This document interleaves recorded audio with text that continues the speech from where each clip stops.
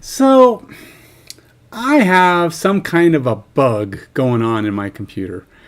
My external graphics card keeps disconnecting. I don't know what's going on. And when it does, everything blows up. Well, OBS crashes because it lost the thing it's sharing. And therefore it disconnects me from my stream. So I have to kill OBS because when it loses a video feed, it just explodes and you have to shut it down and clear it from your task manager and rerun it. And so I have to unplug and replug in my external graphics card. And I don't know what's causing it because it was fine. It was working fine up until, mid-October. I reached out to NVIDIA last month, and they told me that they had a new driver to try, and I tried the driver, and I thought, hey, it was good because it went for like 4 days, never crashed. But now I still crash like once a day. It's just, I don't know. I went through a weekend, and it still blew up. So if anybody's watching that previous stream, and I don't know, it's already crashed twice today. It crashed once this morning, and then once now. But I can sometimes go hours. I've streamed for 3, 4, 5 hours, 2 times in a day, and never had a problem. And sometimes it just blows up. So I don't know. I'm looking at maybe one of my connecting cables is going on the fritz. I don't know. But yeah, so as a result, I'm losing people. So yeah, that's the way it goes, I guess. But yeah, I have a bug that's killing my video card connection. And I don't know if it's the cable or a driver or what's going on really, but something's killing it, and at some point I need to get that fixed. Like I said, you need to have a really good video cable to connect an external graphics card. It's like one of those. It's a USB-C, and it has to be like they're like $30, $20 to $30 for one that's compatible with my system. Yes, the back end is written in Go. The microservices are going to be written in Go. I was just saying that my video card crashed, and that's what. So if I'm ever talking and all of a sudden I'm gone, it's because the connection between my external graphics card and my computer went on the fritz and disconnected the external graphics card. And then OBS goes, what? Where'd it go? And it just blows up and OBS crashes. So then I have to restart everything. Not the whole thing, but I have to unplug, replug in my external graphics card. I have to kill OBS and Task Manager and then reload Task Manager. And it happens once or twice a day. I'm hoping it won't happen again because, well, it's really annoying.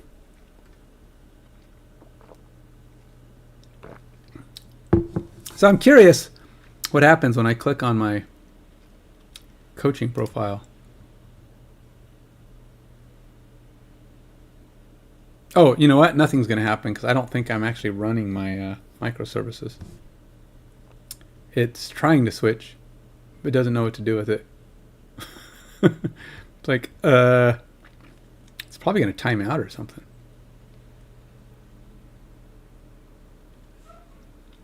Yeah, I definitely have to fix my clock.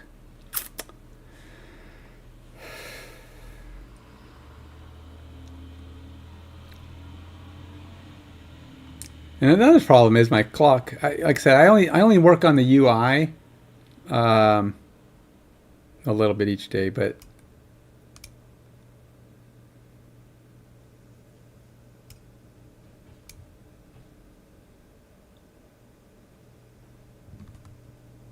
yeah, I think my my coach call is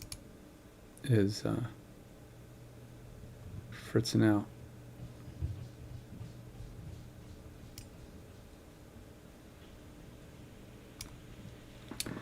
So anyway, yeah, I don't like to work too much on the UI because like I a little bit in the morning and then I try to work on the back end and other parts during the rest because that's the meat and potatoes of this application. So yeah, let's see. I'm creating the Go. I'm creating all my microservices in Go, which is the whole bulk of what's going on in the back. And I'm going to use MongoDB as my database.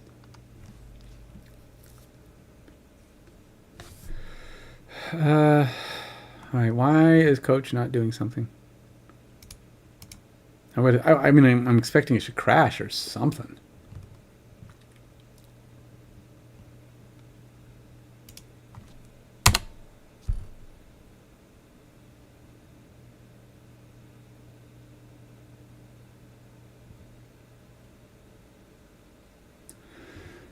Every interaction?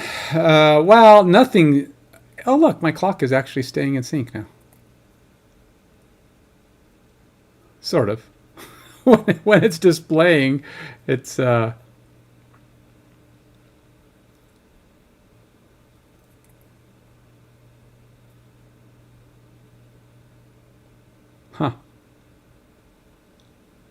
Yeah, well, when it's showing it's working, it shows up pretty cool. Anyway, no, not well. Right now, I have nothing that's been processed in the back end. But what I'm planning on doing is yes, all the interactions will have to be in the back end, and that's because there's a chance there's going to be functionality where two people can play over separate mobile devices. Like two people want to play against each other, they can both like send in their plays, and so the back end has to handle the sending out the status of the plays. It has to accept accept the play calls. It has to be able to then process the play and then send back the results to each person. So it's all going to happen on the back end. The only thing that's going to happen on the front end is the UI elements, right? So you see stuff that's happening on the screen. That stuff happens, on the front end. But whenever there's data like the Denver Broncos, Los Angeles Chargers, the score even, and all of the text almost is going to be stored in the back end.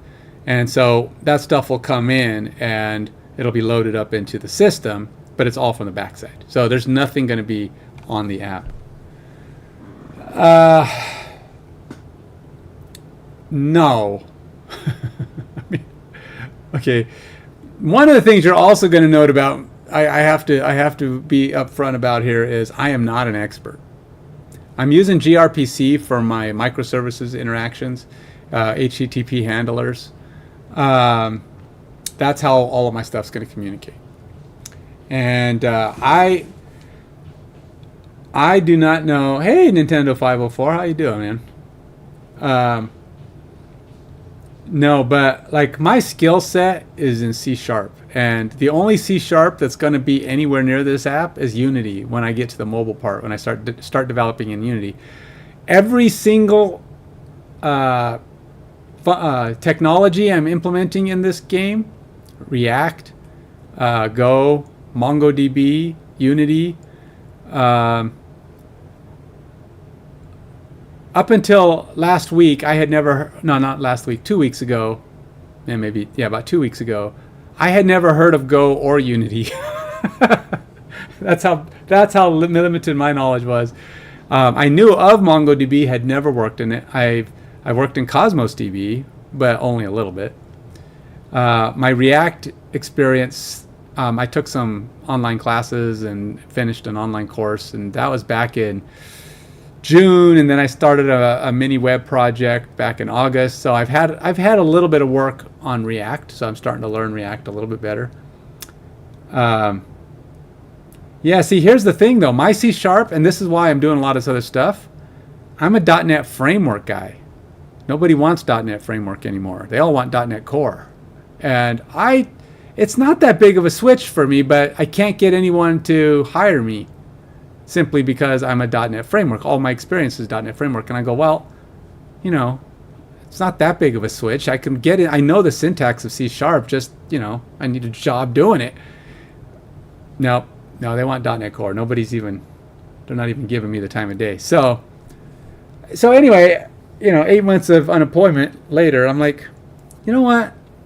I need to find something that I can develop, not only to learn, but also because I need to do something on my own. And I'm thinking, well, I was going to do some reviews on mobile games, free-to-play games, and try to let people know. I'm still planning to do that, by the way. Is to finish reviewing a bunch of free-to-play mobile games and letting people know which ones are what do you call it? They have a low ceiling. In other words, you can only do so much before the game has no function if you're playing for free. So it's the free part of free to play. And I was reviewing that. So I started with football. I love football. So I was like, hey, let's see what kind of football games are out there these days. Has anybody actually gotten a good one out there yet? Started fiddling with I downloaded like 6 different mobile apps, mobile football games. And then I look for reviews on PC games, and I'm like, Madden gets terrible reviews. It doesn't do anything that I want in a game. And it's great graphics, but I mean, I'm like, graphics don't mean anything if the game itself is no good. And then I started looking at even other more obscure football games, Action PC Football, which kind of sort of is similar to what I'm going to try to do, but a lot less, even less graphical than I'm going for. And I'm not going to do a ton of graphics. But I want it to be, prettier and also do more than that does. I want to be able to have a lot more control over it. I want it to be both interactive and I want to say AFK kind of, where you can simulate a football game like I'm doing here. I just run a game.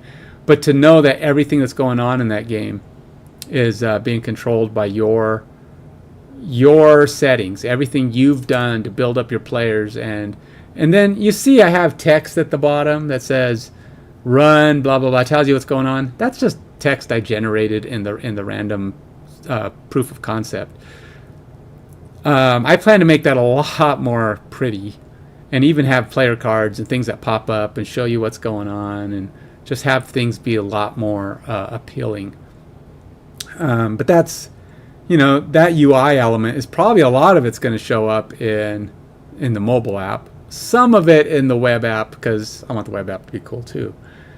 But there's going to be like multiple functionalities, and eventually I want to make a PC version as well.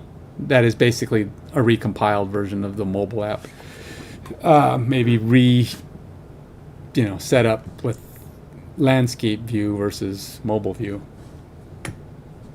I tried Blazor, and I spent a few weeks trying to do Blazor and React together, just to kind of see how they worked. And React was just so much easier. Blazor is so verbose. It's like, I feel like I'm writing a book to communicate a sentence. It's like, I was working with authentication, and I had to put like 20 lines of code in the program.cs, and I couldn't for the life of me, because I built an API out of C# to feed my authentication. In fact, I'm probably going to use that API for this app, because I want to have a central API for my apps. Like if I create other apps in the future or whatever, it's always going to be using my API, my business API. And so it's going to feed back the logins, and eventually I'll do Google and Facebook too, but I'm starting with just my local one. And I tried to I had React and Blazor trying to connect to my web API, authentication API, that would then pass back a JWT authentication token. I had it working in React in less than a day. I pulled it in, got my token back. I was able to read and go on to the next thing. And I was able to start working with my page. It took me a week. I could not get the frickin' Blazor to work. Eventually, what I ended up having to do with Blazor is I started treating it like React. I just wrote code that looked exactly like React, and I just bypassed. I wanted to use like what do they have, the authentication tags, I think it's called. And I forgot because I haven't looked at it in a few months. And I could not get those to work. I would load up and I'd set the authentication state and they would not trigger. And I'm like, well, these are cool, but they don't do me any good. I can't use them because what's authenticating, what's not. They will not fire for nothing. I'd sit there and step through the authentication state and it would say authenticated. I say, all right, good. Next step. All right, why aren't the authentication states working? Because authentication state says it's set, but it wouldn't work. So I said, screw it. I just commented that stuff out and then just started doing the same kind of code I did in React. And then I thought, this is such a pain. I've never even heard of Ori or Kratos. I don't know what Ori Kratos is. But yeah, it's Blazor. Now, maybe it's an issue with just authentication. Maybe Blazor just has issues with authentication. It's overly complex. But like I said, with React, no problem. Got it working in no time. I have an app down here that I have working, and I'll probably end up using a lot of what I did there on here because I'm going to have an account page where people can log in and then run their own simulations with their own information. And I'm going to use my authentication because I know it works. I just call it. It gives me my Druid token back. I'll get what I need, and then I'll use that same Druid token. I'll pass it back to my Go microservices. Now, here's the only problem with that is my API authentication is using a SQL Express, and I'm like, I don't know if I want to use SQL because SQL licensing is stupid expensive. So I don't know where am I gonna host that. I don't want to put it on Azure. Microsoft is going to bleed me dry if I try to use a SQL Server database. So yeah, I don't know. I could try using like MySQL because it's simple. It's a simple database. But I'm putting all my backend stuff for this game in MongoDB, which again I don't know MongoDB very well, but I know what it is. And so I'm thinking I'm gonna use Go and write the backend with that. But Blazor versus React right now, I'm just feeling Blazor or React is just friendlier. I just understand React better, which is weird because I understand the syntax better of C#. I know how C# syntax works, so I've had to get used to React syntax, but which is basically just what JavaScript, mostly JavaScript syntax, but you have to learn the React nomenclatures. And I use Next.js, so it's Next.js and for like the middle. It's like there's two kinds of middleware, right? At least that's the way I see it. There's the front-end middleware and there's the back-end middleware. And I know they could kind of be the same thing, but I think of Next.js as kind of a front-end middleware. It's the below-the-surface stuff that's happening. But I think of like microservices, web APIs. That's like the back-end middleware. So you would use I visualize using Next.js to communicate with my Go microservices. And then React is the layer on top of Next.js that's rendering everything. And then on the back end, you got the database. So that's how I visualize it. It's probably wrong, but that's how I see it.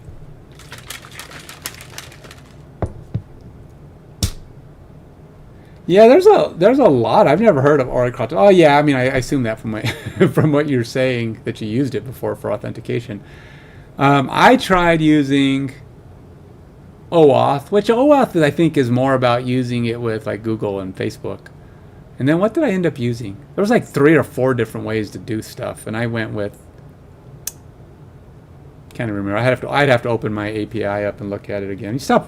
You work with something consistently for like a month or 2. It doesn't really stick. Even if you get good at it, it's only a month or 2. So your brain is like, it's not fully nailed in. So you stop working with it for 2 or 3 months and you're like, well, I kind of know. I mean, I know how to go back and activate it and work with it again, but I don't know if I really nailed it into my mind yet. Honestly, I don't plan to spend a lot of time in authentication. I want to get the authentic, since I have the API already. I'll probably have to figure out how to plug it into a Mongo database so I can use the same database. Some people use both. It's like Marvel Snap, from what I understand. They use both MongoDB for all their game stuff, and they use SQL Server for all of their user stuff. And again, SQL Server is, maybe it's not SQL Server, maybe it could be MySQL, but I don't know. I don't even know where do you host MySQL? Can you host a MySQL? I've never actually used MySQL. I know what I mean. It's like a free version of SQL Server, ain't it? But can I host that on Azure? And is it cost me more or less? I don't know. See, that's stuff I got to work out. So like I said, tomorrow I launch a Indiegogo to try to raise some money to help me do this full time. And the plan is the first phase, the first piece of my Indiegogo. Yeah, I'm going to be using Docker with this. I actually have it installed already. My microservices and stuff are gonna be using Docker.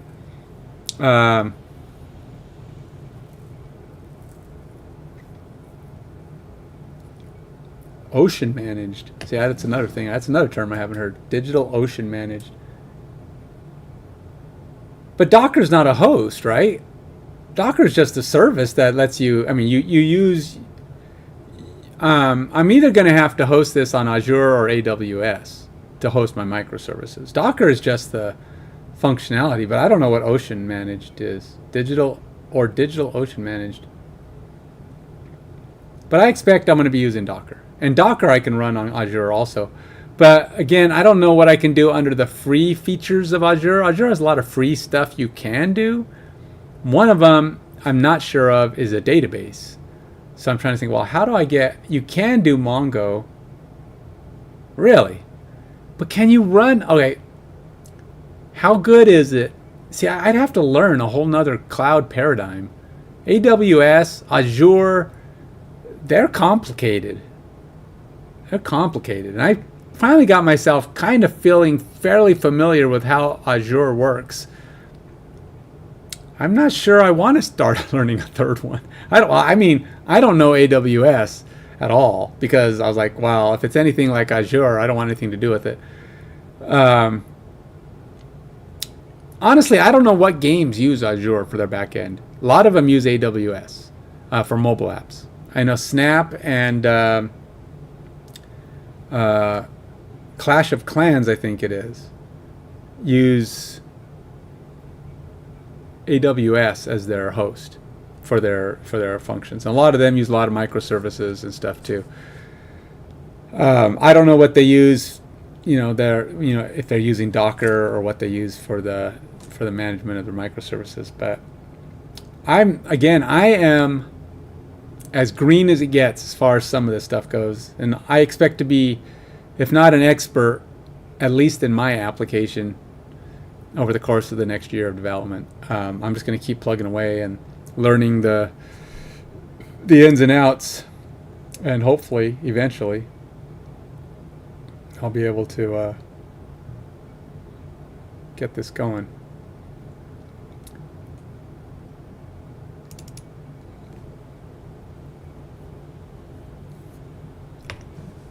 I thought I saw they had MySQL somewhere too, but again, managed is, I don't know. I'm just worried about the cost for something that, I don't have any money yet. Hey, Breno Alberto, how you doing? Oh, no, I took I finished the first 5 of 7 Azure Developer certification courses. Why haven't I finished? I didn't want to keep paying Coursera, to be honest.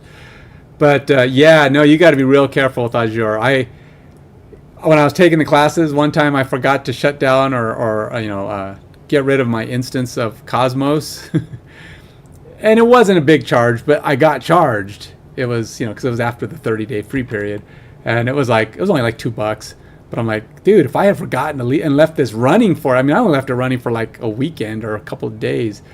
if I had just forgot about it and walked away for 3 months, because I wasn't doing anything with it, I could have found on myself with a hearty bill. So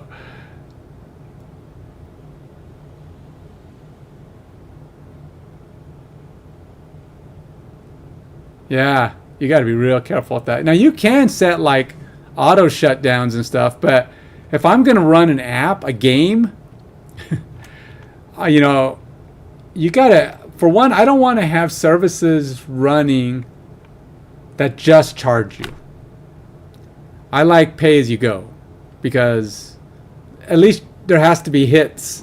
But then I don't want to do databases, because databases is while you're taking up resources, so you're paying all the time.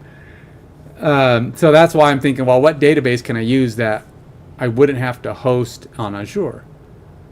So it's kind of like if I have functions on Azure, you can set those up as pay as you go. If they're not getting hit all the time, then you're not getting charged. So if I suddenly have,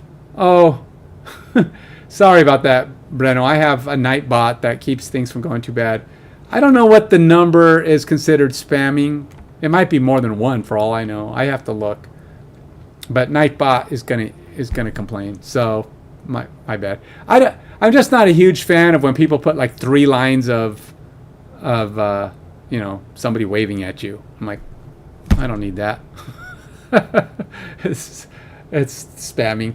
But 2 or 4 smiley faces is nothing. I'm not worried about that. But you'll just have to.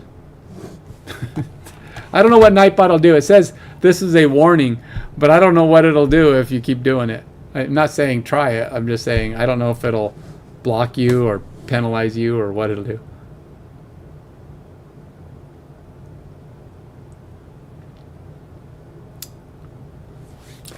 Well, do I? I mean, the idea is that you make a call using the connection, and it just sends you back the data. What are you polling for? I'm not like waiting for anything. The app just is there, and if it gets called, it's activated. Okay, again, it's possible I don't know the exact details of how these things function, but there's a safe bet that I don't know the exact details of how these things function.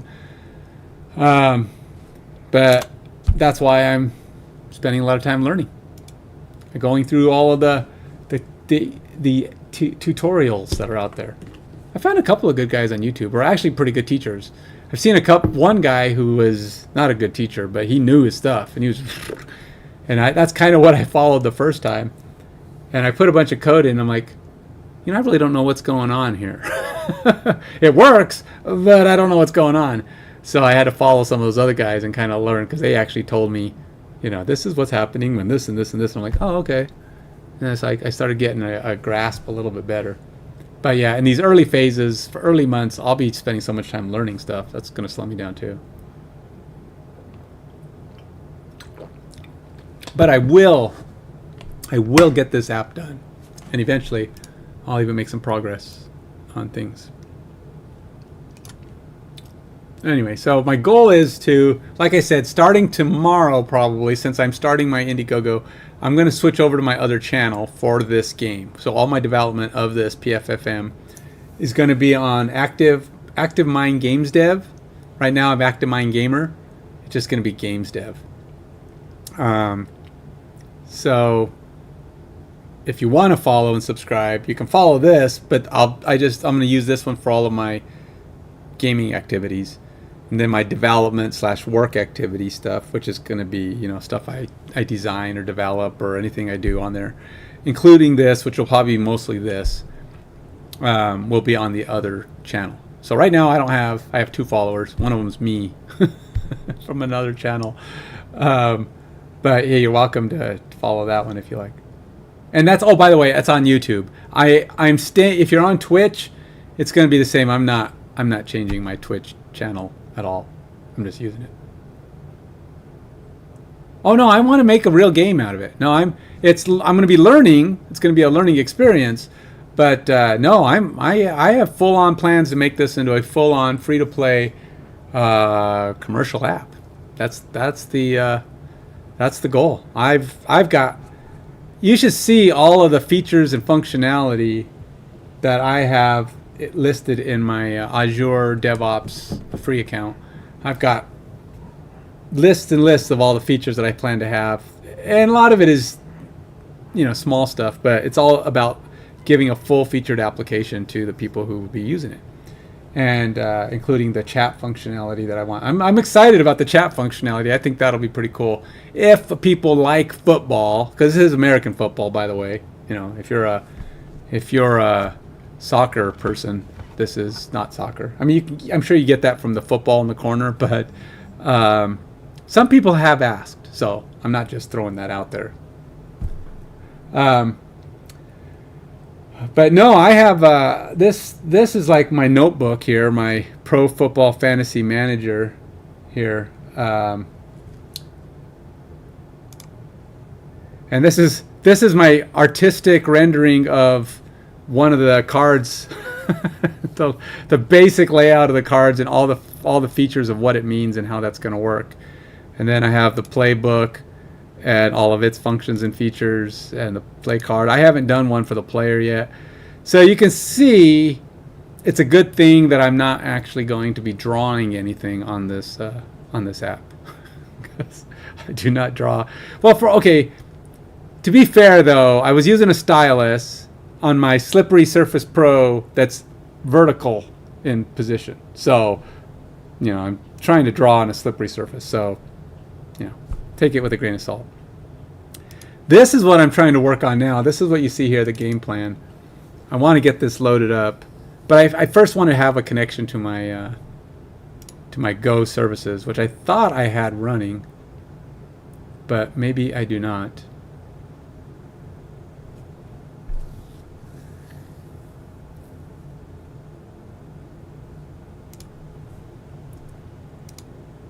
I need to I'll have to spend some more time with my friends ChatGPT and Claude to get a full grasp of why some of this stuff does not appear to be running like I thought. I did say go run the code, right? It's supposed to be in game plan though. I am in gateway. Alright, so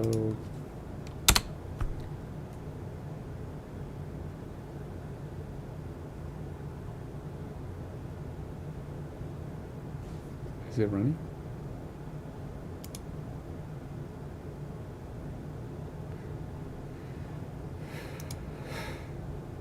Kind of expected a little bit more response than that. What's going on? I don't know, something that isn't a dead cursor. So let's go to it. I guess it could be running. I need to have feedback, like a log thing that says, hey, we are now running. Oh, there it goes. Command line arguments, undefined new handler. Okay, so this isn't working. All right, so what am I doing wrong?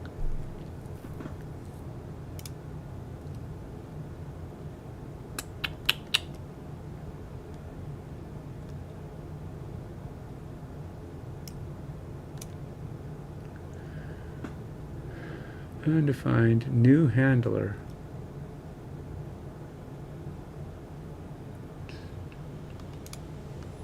C. Is C supposed to be my con? Why is it showing up? That must be con. Nope, there's C right there. New plan service client.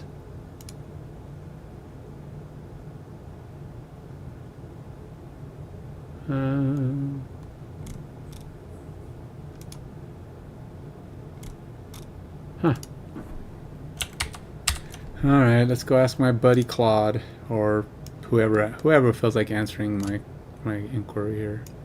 It's ChatGPT. Okay. Getting undefined new handler error on go run main.go. What is likely the issue.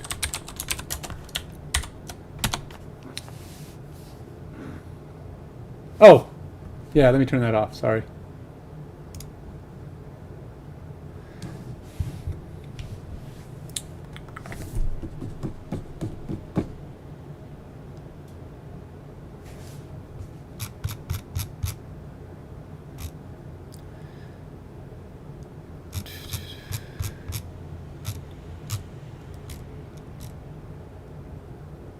New handler function is missing. I mean, it's missing. It wasn't missing because it was working before. What did I do? Based on its usage, new handler is expected to accept a game plan service client as a parameter, which is what I've got here. Return an object with a register routes method. I have register routes right there. Example of new handler definition. Did I somehow delete my new handler? Because I know all this stuff was there. I could have swore it was. Oh, there it is. Okay, so the issue is that maybe I'm not referencing things correctly on my imports.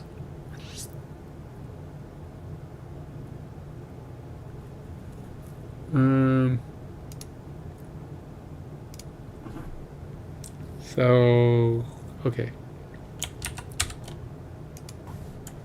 The new handler function is part of my http underscore handler.go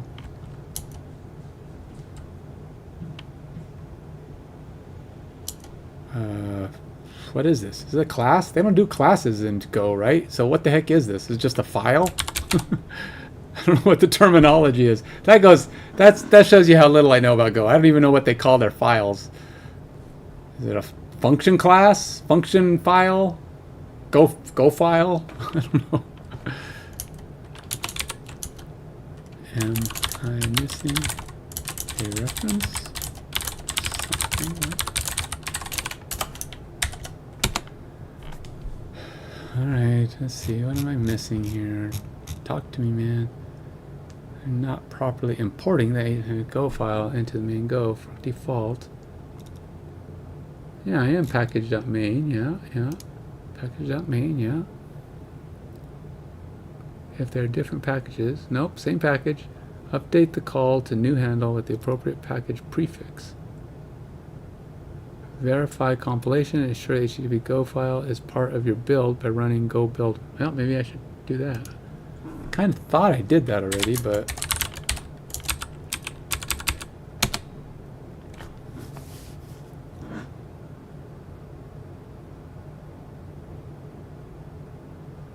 oh, interesting. It created the gateway.exe file. Well, that's interesting. Maybe that's what I didn't do. Maybe I needed to build.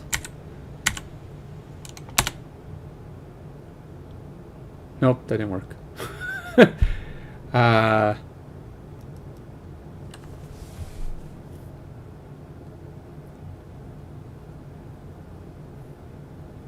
Well, I built my file. If both files are in the same main package and no import is required, your call to new handler should work as expected. Yeah, that's what you would think.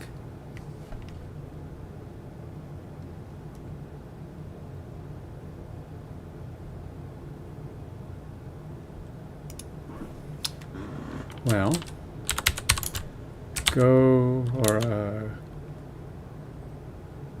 run. Wait, what the heck? Go build. Go build. Did compile and build a gateway.exe file, but running go run main.go returns same error still.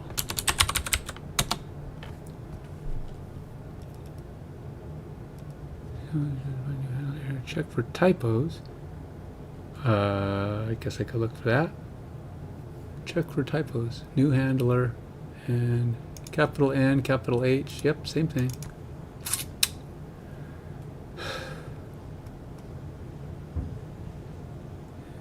Code has, oh. The HTTP handler.go code has a mistake in the mux.handle func call.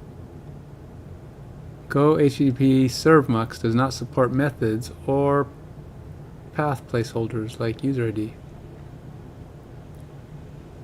Oh, really? Again, that wasn't given to me. That was given to me by the guy who I was following. And his code worked, but it could be, I mean, he was 4 months old, but that shouldn't break anything. But apparently, whatever he had in mind, maybe he was planning to, no, his code worked. See, he puts this path value here, user ID, in there. That's supposed to replace this.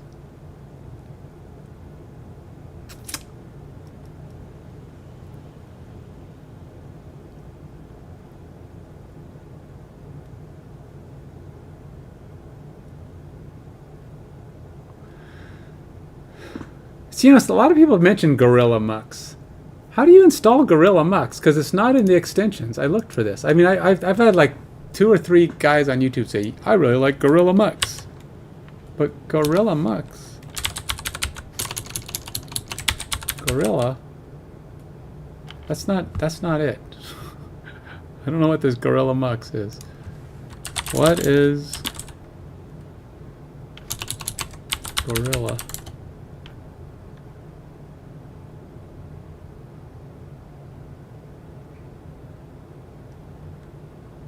Where do I install it from?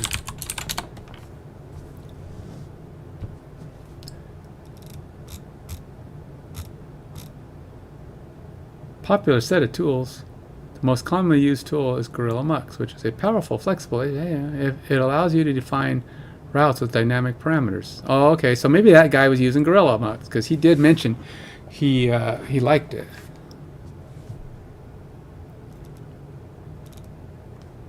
Yeah, I know I didn't do this. This is one thing I did not install.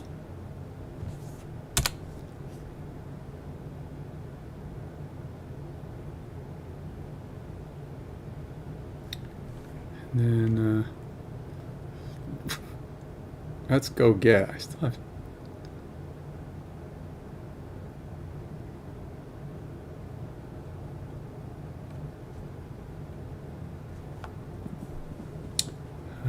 Let's go here and go to my, what is it? My go.mod.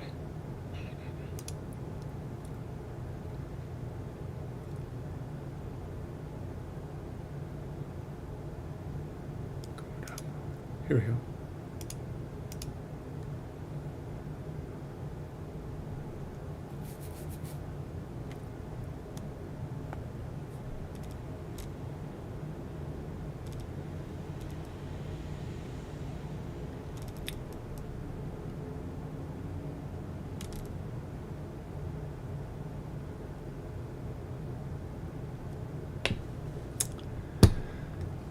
That's what it sounds like. But yeah, I said I've had a number of these other YouTube people keep mentioning Gorilla, and I'm like, what is that? What? So they didn't actually explain, but it does look like it does support this.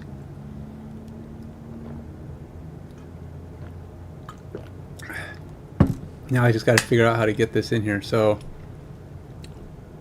I'm gonna go added. So I guess I go like this.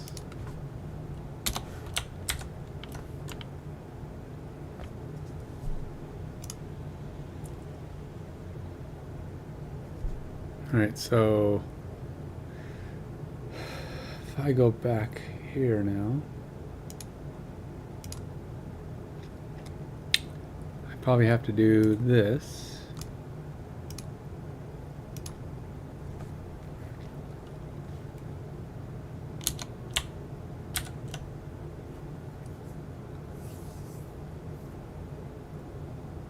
Well, yeah, I haven't gotten around to it yet.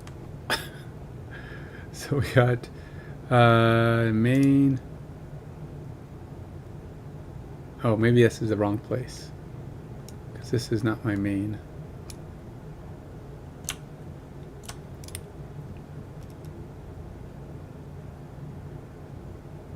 R handle func R mux new route handler. So they're creating a new.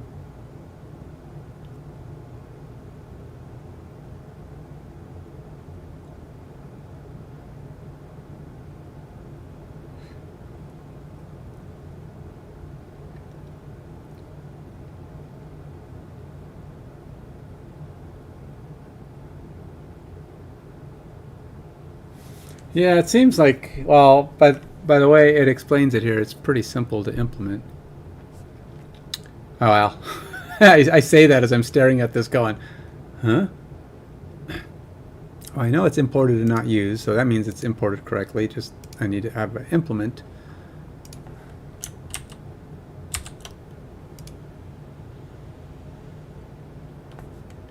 Oh, that's main.go.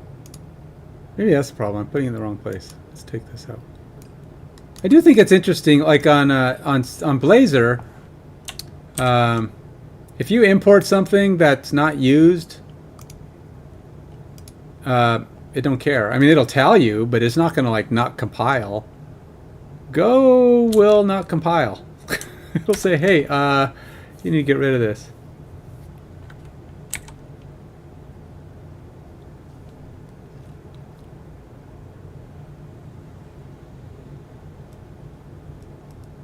All right, so let's see.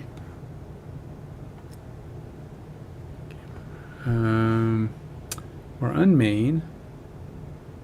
R handle func. See, I don't know what. I don't know that it updated my plan according to my plan. Func handle get game plan. Handle get game plan. So okay.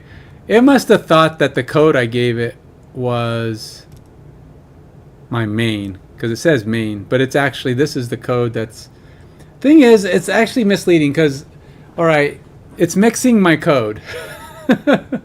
It's putting this stuff on my main and the main thing on main. So that's what's confusing me, because it combined my two files and I don't want that. So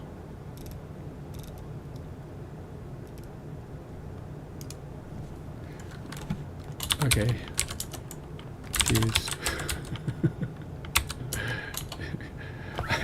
I sometimes make the mistake of wanting to tell ChatGPT what it did wrong, but I talk to it like, hey buddy, you're going off the rails, you're telling me wrong thing. Okay, so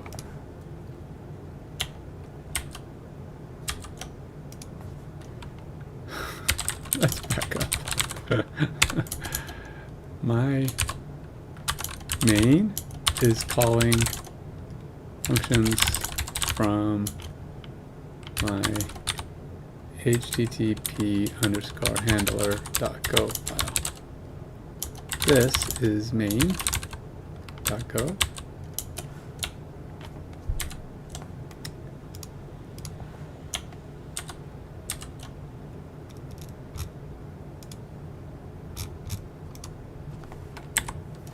This is my http _ handler.go.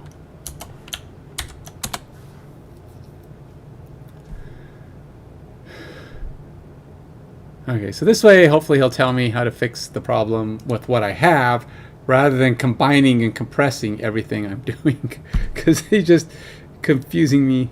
It's like, what are you doing? Those aren't even in the same file. Go standard HTTP server mux does not support dynamic URL. Yeah, I know you said. So I'm trying to change it. That's the whole point.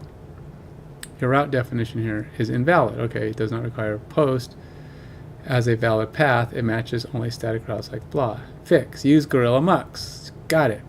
So we're going to go over to, we are dealing with my HTTP handler.go. Okay, so we're on there.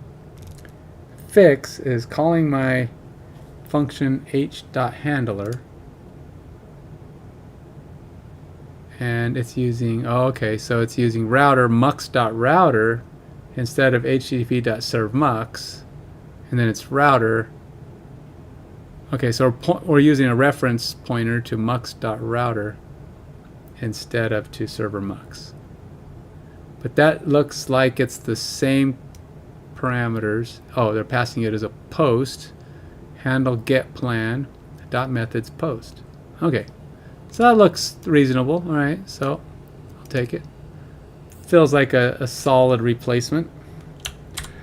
I have learned recently, do not take everything AI says as gospel. Don't do it. I've had it rewrite code and just totally blow it up because it didn't understand what I was doing in the code. It may have thought it was, because it likes to rewrite stuff and change variables and change names. You've really got to double check what it's doing to make sure that it's not doing something that totally wrecks your code. Because then you're like, why is this not working? This was working a second ago. This is, oh, it changed this. Oh no, oh, I got to go back. And it's like, and especially if you let it lead you down the rabbit hole before you discover it. Because, yeah, I like to go line by line, comparing, making sure it doesn't look like this is, going to blow anything up. Well, now I am. With Gorilla Mux, use Mux vars to extract dynamic parameters.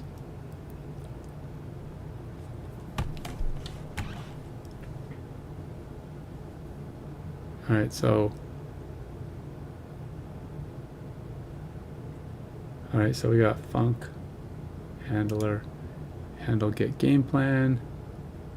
And so we're not going to use path value again, so we're switching it to this mux vars. Game situation stays the same. Got read JSON. All right, everything else kind of stays the same, it looks like. Except I'm sure I'm putting in user ID somewhere. All right.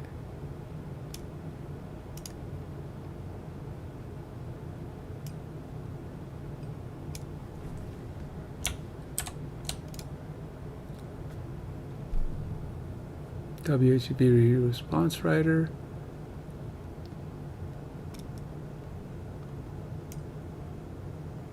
Our HTTP request.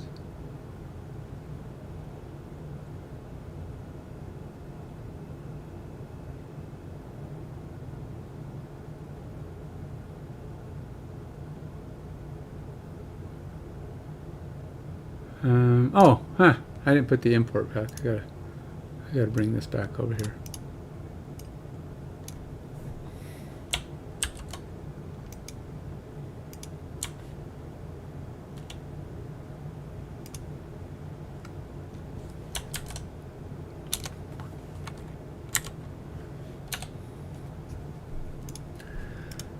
Okay, and where were we? I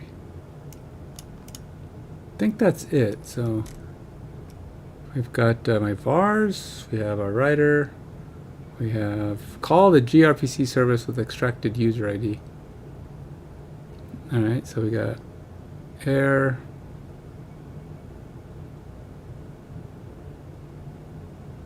game situations, game, that's the error for game situations, and then we got the bottom part, which is hClient with an error handler. How come there's no error handler on this one? How come this guy didn't do that? We got hClient.game plan. We got our context and game plan request. User ID. Okay, so we're all right there. The only difference is this one puts in an error handler, which is probably a good idea. So let's put an error handler.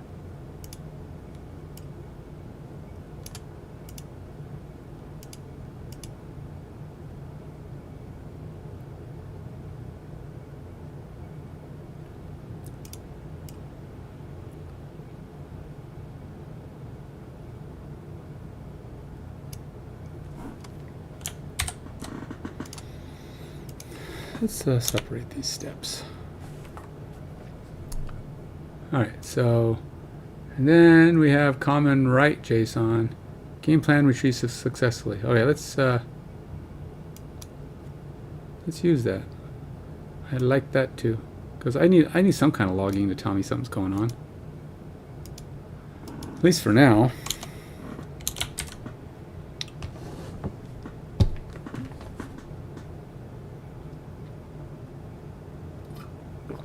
All right, so while it looks prettier, what does that mean in the grand scheme of things? All right, main.go integration. Okay, since Gorilla Mux is being used, replace HTTP server mux with mux new router. Got main. So HTTP server mux. Oh, so we're talking about this stuff down here. Mux new router.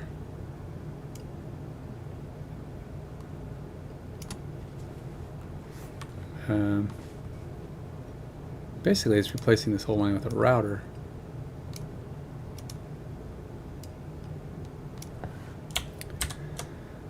Okay, and then router is instead of mux. And handler is the same. New game plan service client con. And we've got game plan address. Close, fatal, main, grpd dial, credentials. All right, what are we missing? Oh, do I I know what we're missing. I took it back out again. Stop taking it away. Making it difficult on yourself. You're gonna need this in both places, Ken. Stop moving it. Okay.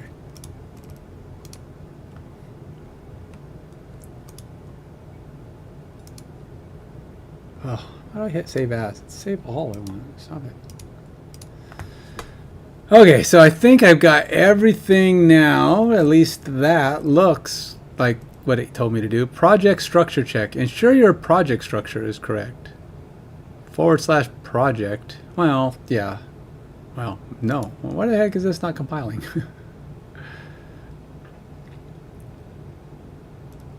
I still got mux here. Does it not like mux? Oh, it's router. This is gotta be router.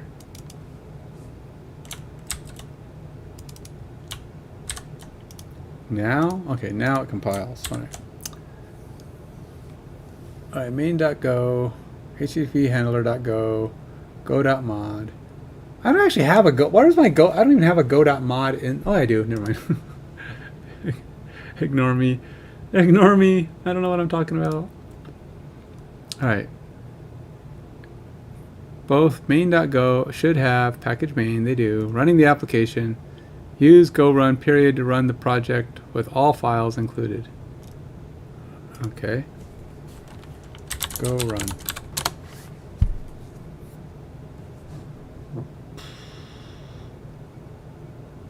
Ah, look at that. Sure, why not? Dialing game plan service. Starting HTTP service. Well, what do you know, man? It did not say whatever this said. Oh, no, that's failed. Starting HTTP service at... Oh, okay, so I do have that. That must be on my... That's right here. And this doesn't have a log, so nothing to show except game plan retrieved successfully. That's when I call it. Okay, so now... now I gotta call it. Testing the endpoint. Well, let's test the endpoint, man. So run a test to verify the server is working and routes are set up correctly. Example, curl command. All right, let's go. Let's open up a new git bash.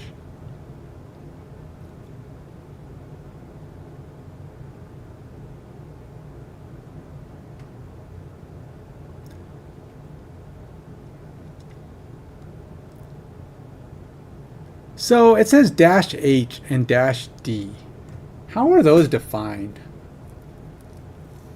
Is field 1, okay, is field 1 supposed to be user ID?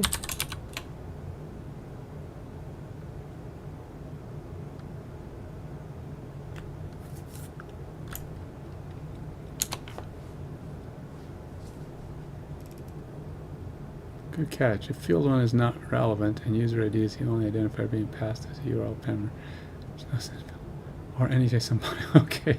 Oh yeah, I'm sorry, I'm making fields up. Don't mind me. It's like, okie dokie.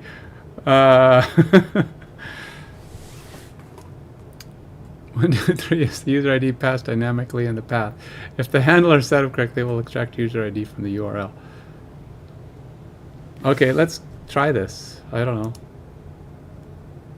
I'm up for anything.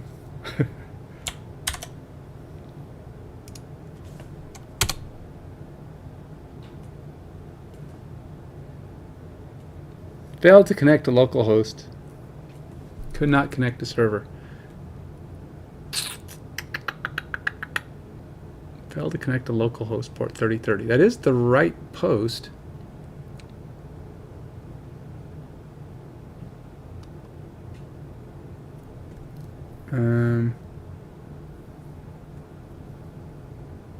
All right, well.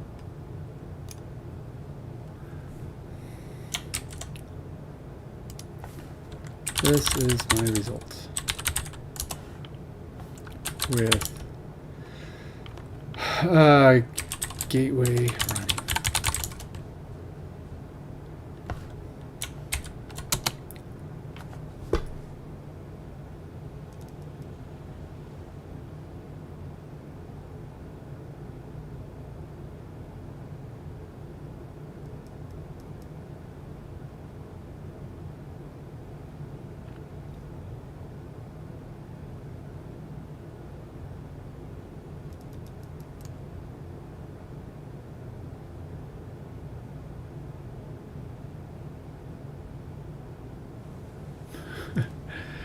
Oh, it is running. I know that much. Starting HTTP. Yeah, it says that. I got that because I went. Oops, where was it? It's right here. It says starting HTTP server. Oh, it's 8080. Well, what the heck? Why did it give me an example that used 3030? Oh, it's because I have a backup thing that falls to 3030, and it probably saw that in the string. 8080 is the environment variable that I'm actually using. So I don't know why I didn't catch that. That's goofy. All right, so this should be 8080.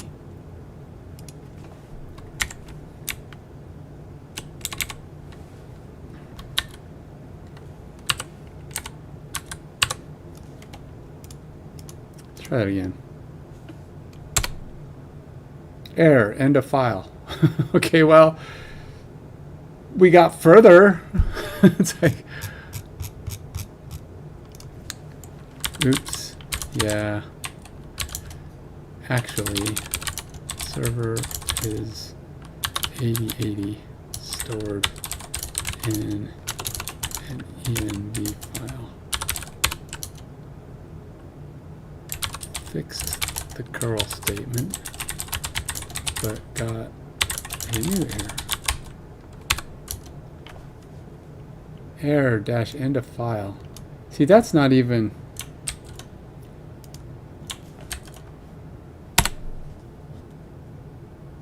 So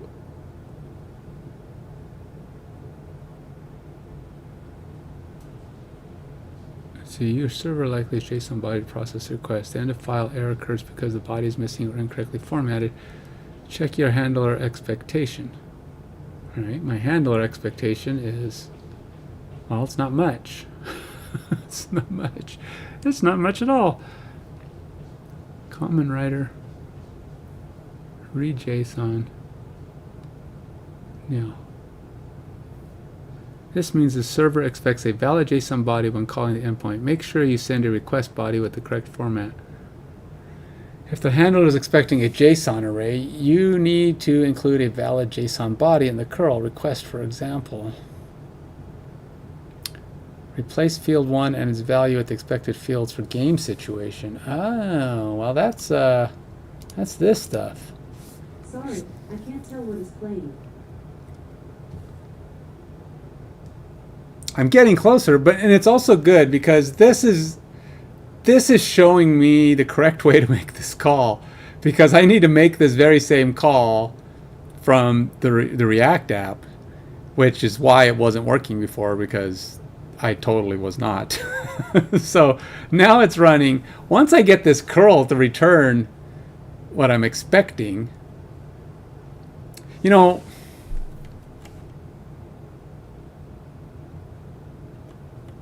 it's funny though. Why am I? Oh, because I'm posting. It's not a get. Huh. Which I guess is okay, but I need to figure out how to load the situation too.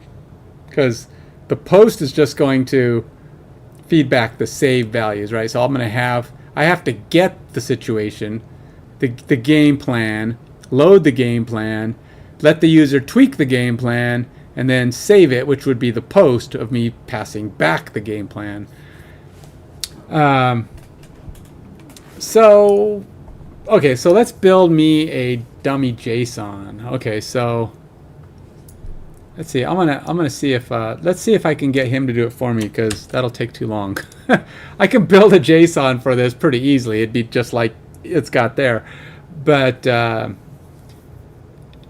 you know, I could say, well, this is my game situation fields.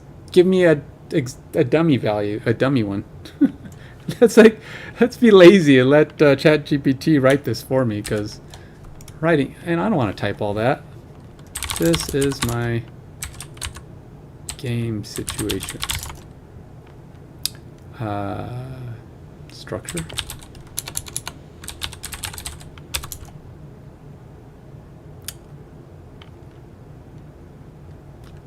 You want to give me a sample JSON to use?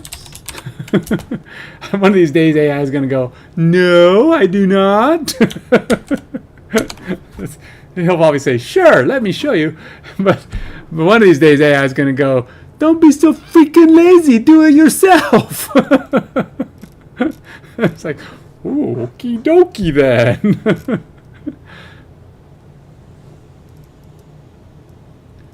Ooh, that's a long one. Whoa, that's a really long one. Oh, it created two of them. Oh, cool. Ha! Look at this. See, this is AI being way too smart. It's almost scary. It's like, who said I needed any football plays? You don't know what this is.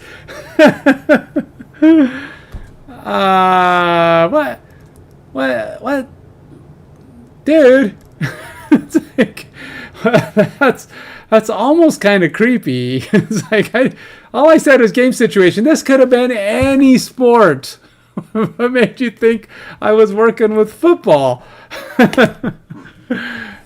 You know, it did that to me with my overtime functionality on React too.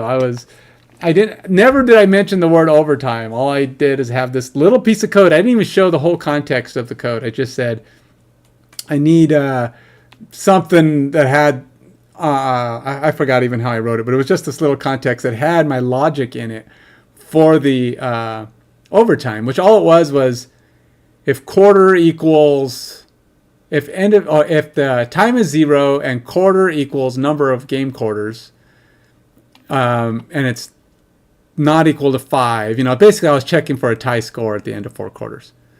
And then if it was, then I would set game quarters to 5 and we would play another quarter.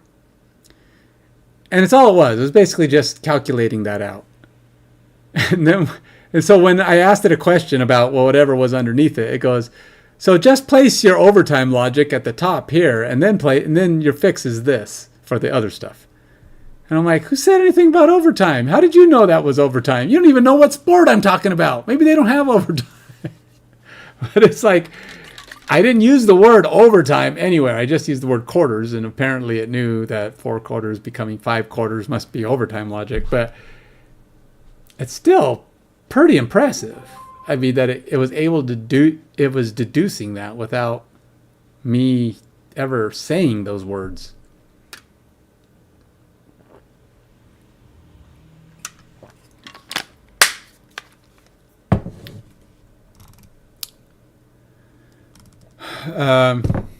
So you know what?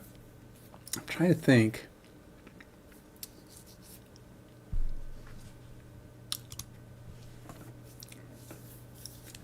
I think I'm going to have this write to a JSON file like I'm using a database, at least until I have a database, so that I can test my front end against this piece.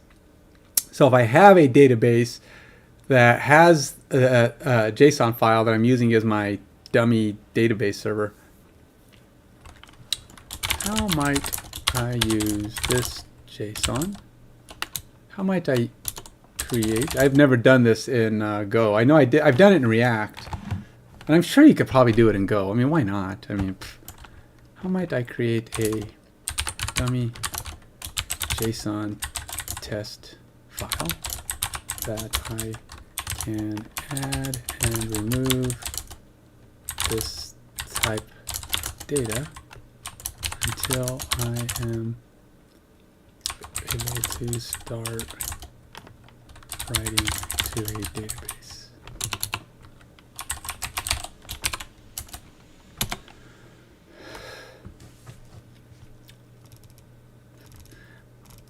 In React, it was pretty easy. You just created a JSON file, and then you had to install like some kind of a server, database server thing that would reference that file, and then it could act like it was a database. I'm guessing it's something similar.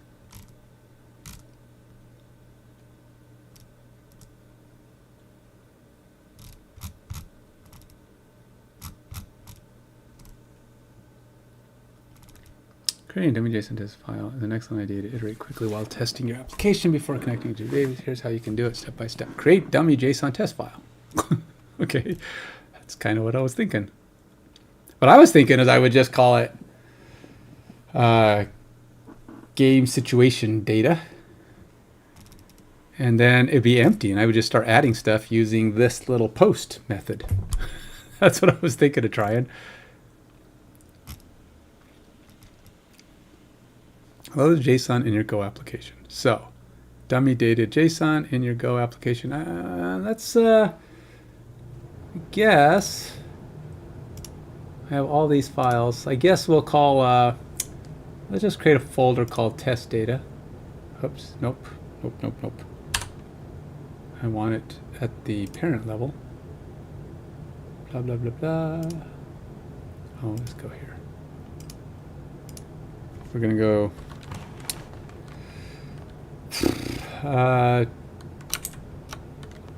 test data.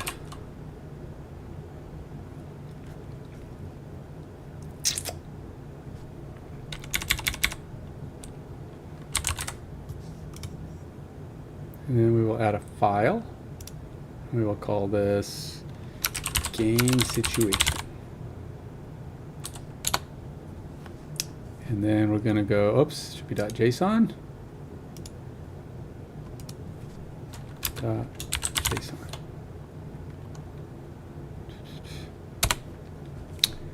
And then, oh look, ChatGPT is yelling at me.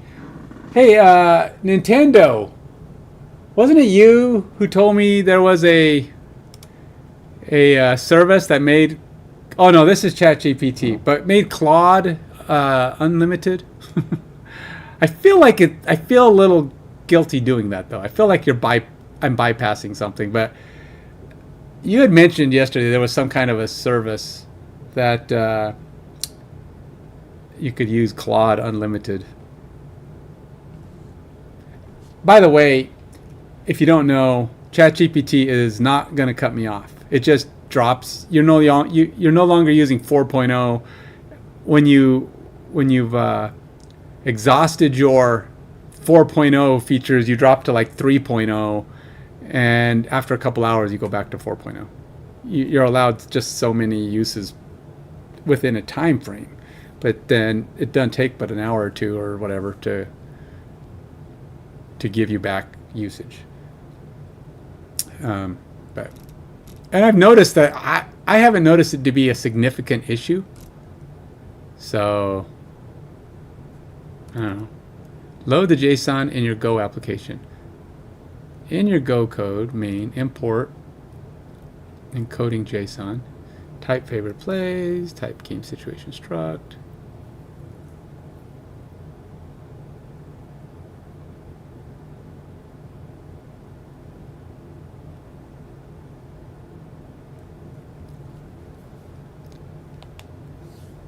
Ow. I swam today. I swam about, what, a little over 1,600 meters, and my shoulder is really sore. Ow. Yikes. I should probably ice it. It's been kind of not happy about it. I swim about once a week. But today, well, the thing is, today I decided to breathe on my left side too. I only breathe on my right side, when I come up. And then, but today I said, let's alternate. And I started alternating, but apparently that extra stress or the way my arm was moving really tweaked out my right arm. My right shoulder's always been, not always been, but for the last couple of years has been kind of a jerk. I get derailing myself. Okay, let's stop that. Let's see if I can get this going. It's 4:30. I feel like I could get something going here.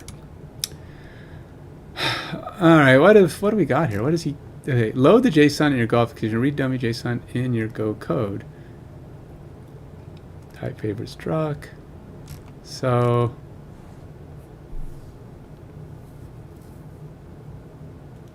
favorite plays. Quick.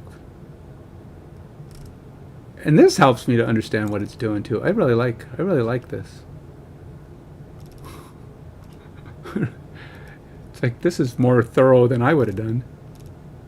Edit the file dynamically. Use a text editor or programmatically. Manually edit dummy data.json in text editor to add, remove, or modify test cases. Write a Go utility to add, remove entries. Example, Go function to write JSON. Couldn't my post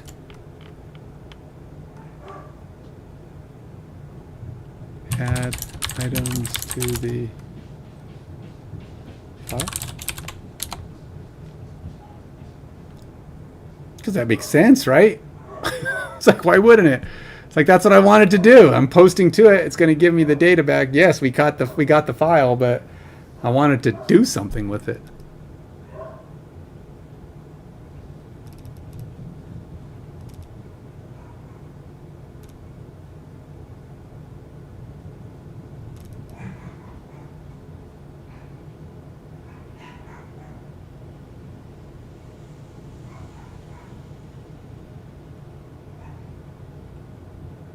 Response. What do you mean? I'm giving feedback. What? You're giving feedback on a new version. Okay.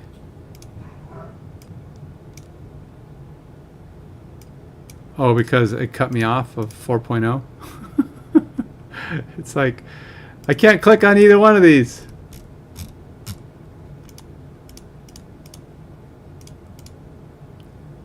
Which response do you prefer? Responses may take a moment to load. Well, how about any of them? Because I wanted to just do something. Okay, I'm probably I can use the I can use this code to get an answer. I just have to give it the full question, I think, because it's like, well, 4.0 is no longer here. Your customer service rep has left for the day. We're sending you his little brother, customer service rep junior, to assist you. You'll have to update him on everything you were talking about.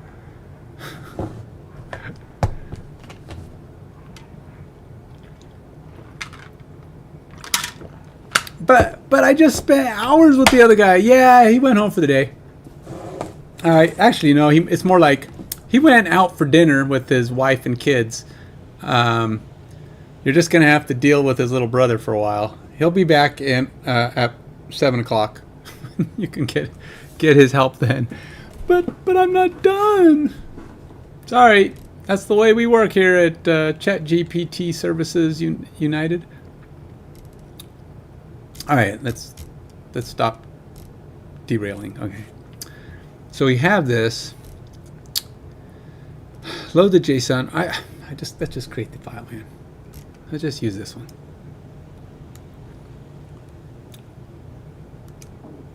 Copy. Let's paste it here. Now, it isn't like it's going to do anything with this anyway. So I'm going to go back over to my file here. We're going to go curl.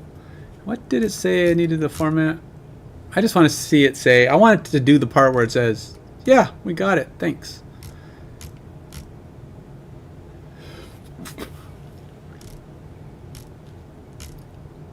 All right, so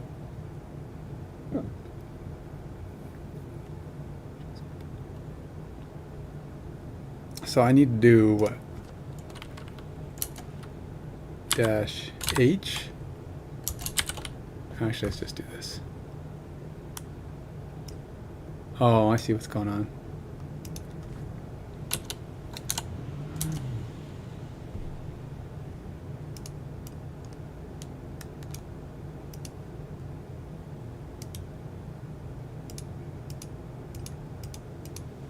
So if I hit dash H, if I hit that, it won't run, will it? Because I have a backslash on there? Oh, okay, good. Oh, I'm learning something. I always wondered what that little arrow meant. I was like, what does that mean? And now I know. It means I'm going on to a second line. All right, so we're going to take this guy now and copy it. We'll paste it.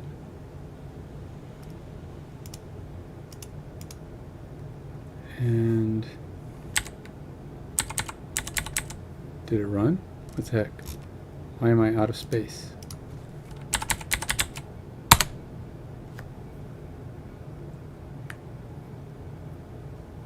Command not found.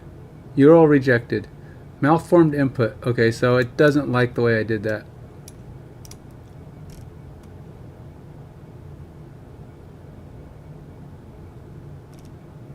Yeah, didn't like that. I tried. Oh, wait a minute. Oh, okay, never mind. I did not put this in correctly. So that's probably why I didn't like it. So I need to go with this. I need to put a square bracket at the end of that. Let's try it again.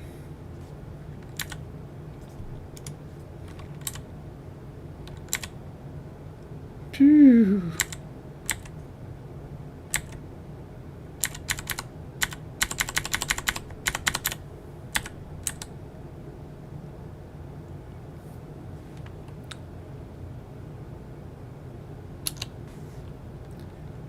Square bracket. No.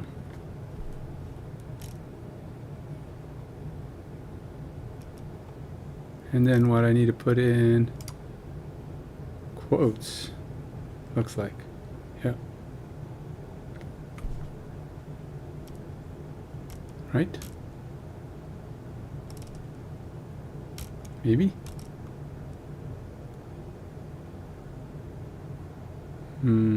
Oh, I need to put it within a string. This string thing here. Alright, so content.type blah blah dash. Okay, so I need to put like this. This. Ah, what did I just do? Oh. Right, square bracket and this guy. How do you like that one? Ah, well, it's closer. Didn't blow up as bad. Unavailable description, connection error, data, transport error while dialing. Oh, wait. Did it do something weird on me? It's 8080. No, did the right thing. RPC code, unavailable description, connection error, transport error while dialing dial type, TCP, connection. No connection could be made because the target machine actively refused it. URL rejected, malformed input to input function. Oh, it doesn't like my... I'm doing it wrong. You said I could use that. It's not working. It's like, it doesn't like this.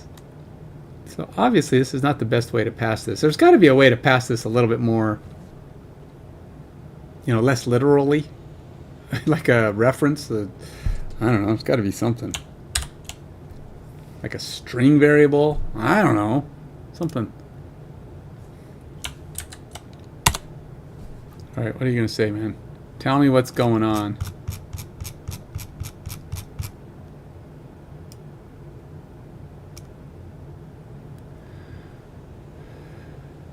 All right, so what'd you say? gRPC error, the error unavailable indicates your application is trying to connect the gRPC service at 2000. But why did it try to go to 2000? Because I'm using 8080 very clearly. It says 8080. Indicates the application is trying to connect to gRPC at localhost 2000, but the service is either not running or is refusing connection. Why does it think I'm going to 2000? There's no 2000. What are you talking about, man? It's 8080. Why are you being dumb like that? Oh. Oh. Never mind. Well, no, that shouldn't matter. Never mind. That's still no. What is going on? Check the firewall network. See, I have curl. So it's 8080. Correct the curl request. There seems to be a problem with the structure of the curl command. Specifically, you're using 2 H flags. Wait, what? Where's my other H flag? X. Oh. What? Oh, I must have copy and pasted weird. Yeah, I do have 2 H flags. That's definitely a problem. I could see why that might be unacceptable.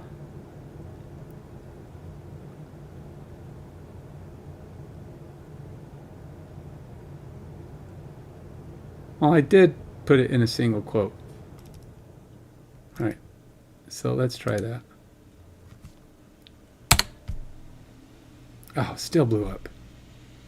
Still didn't like it. Still trying to connect to this 2000. Why is it trying to connect to 2000?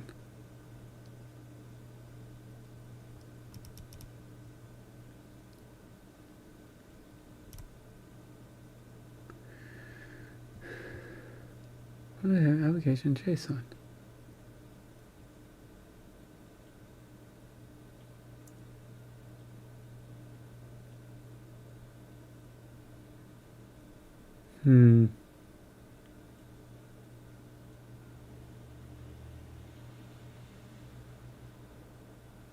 API uses 123 game plan. No connection can be made because the target machine actively refused. All right, let's go see what the problem is. Ask him a question. I'll have to state what's going on here. Oh, wait, that is not. Wait. Why did it give me double H again? That is not the command I was trying to run. Oh, it didn't. And it still failed. Okay, so never mind. Never mind. It was correctly wrong. Correctly incorrect.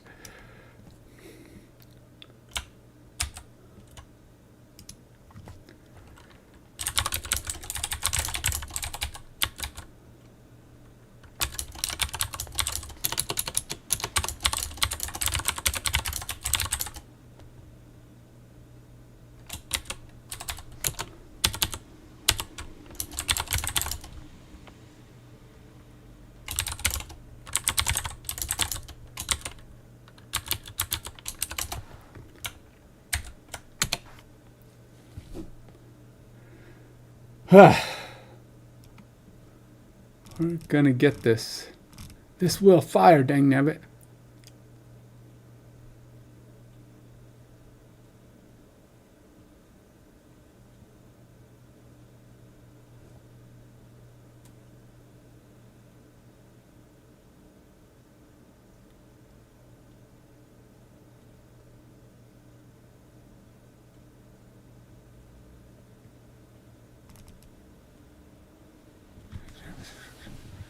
All right, verify that your gRPC service is running locals. It's running on a different port. You need to update the game plan service. Oh.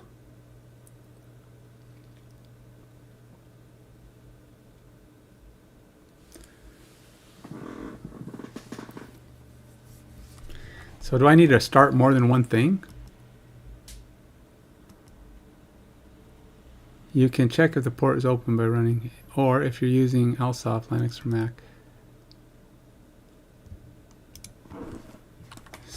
So, do I need to have started the gRPC service as well? gRPC gateway as well as the...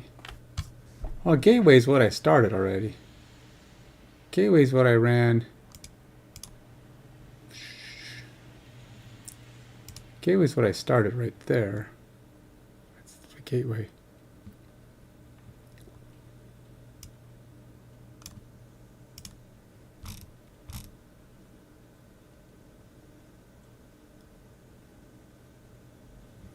Huh. Start. Do I need to have started the gRPC gateway? Right. Do I need to have started?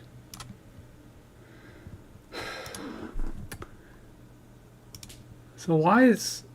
All right, let's see. Do I have 2000 set here somewhere? Where am I setting 2000? That's what I want to know. Obviously setting 2000 somewhere.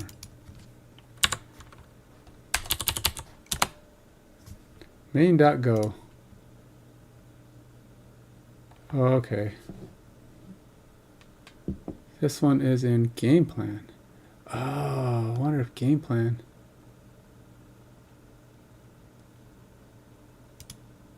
Is that because my microservices...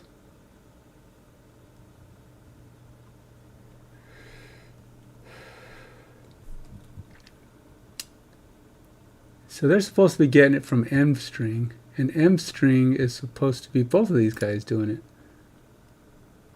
Game plan server ADDR. Oh, okay.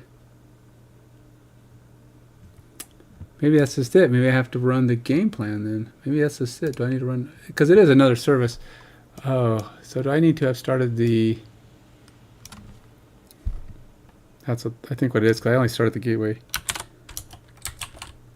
Game plan service as well. Because I may have to go over here and run this for that to work.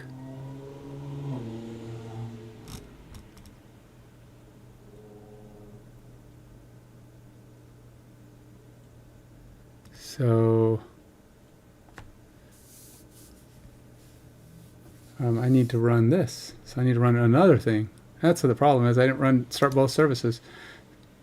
All right, so run another one here. And we're going to go here, and we will go cd game plan, and then we're going to go. What was the command I used to start this one? Go run period. It's going to be the same thing, I think. Go run period. Is this syntactically broken too? We're going to find out in about 2 seconds here.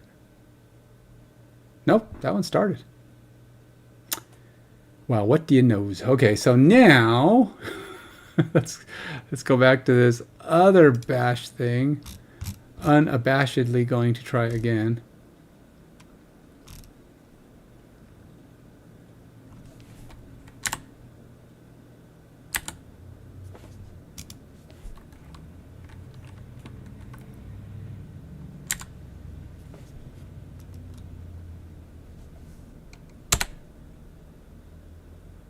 Oh, still didn't work. Boo!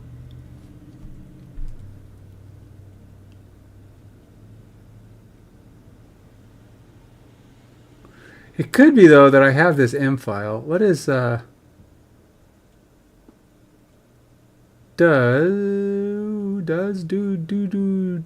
I?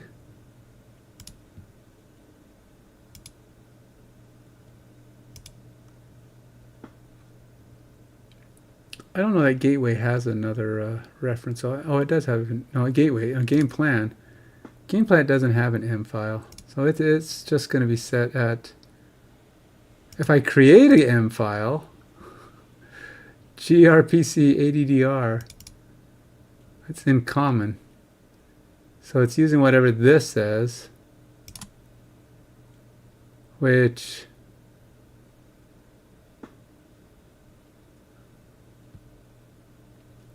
M string, fallback string,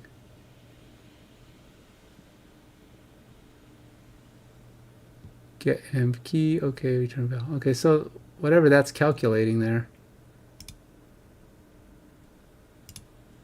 This is the fallback string, localhost 2000. Did it say where it started?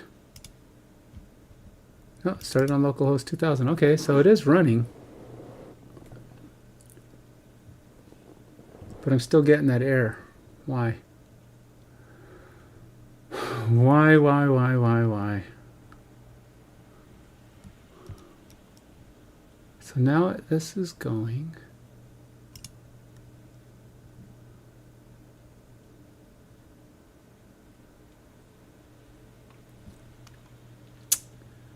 Okay, so let's go see what's going on here. So we'll go here.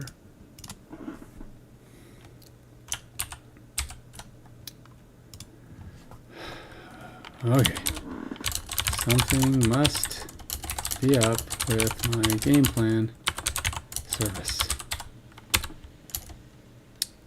Still getting refused, still refusing connection to the gateway.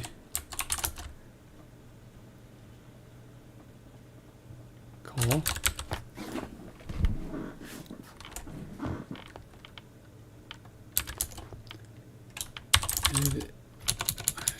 I have started it, so, and it is using localhost 2000.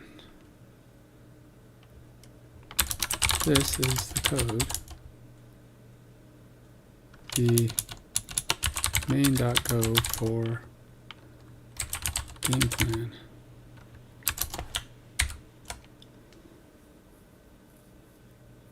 Yep.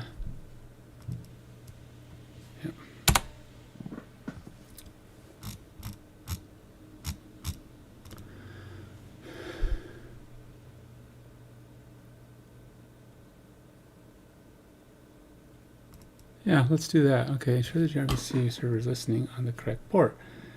The line gRPC ADR equals mstring gRPC local suggests you're using an environment variable for the address and it's default to localhost 2000. When it isn't set, the application is unable to read it.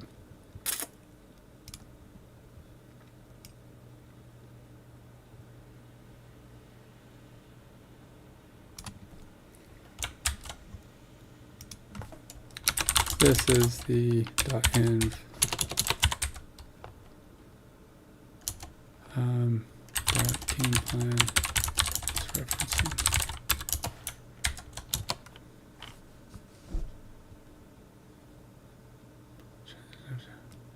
Netstat. All right, let's do this. Probably not. If I run this, wouldn't it say if the port is in use, the server won't be able to bind to it?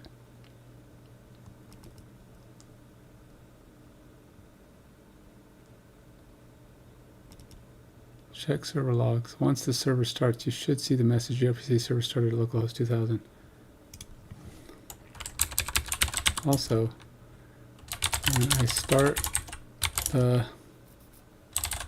service, it does say it was started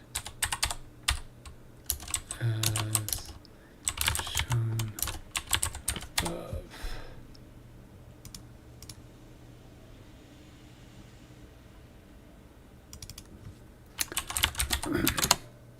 Okay.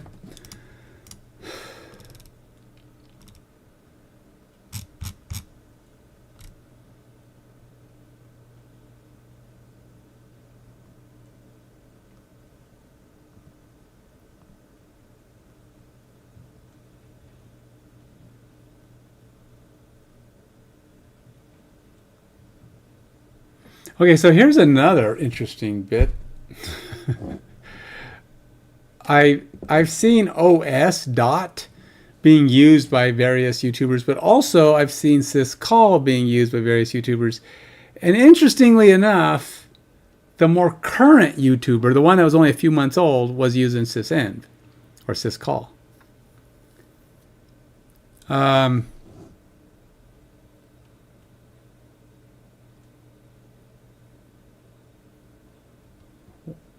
Yeah, it does, because it's compiling. What do you mean it doesn't have one? What? Apparently it does have it. Get env. Yeah, it does.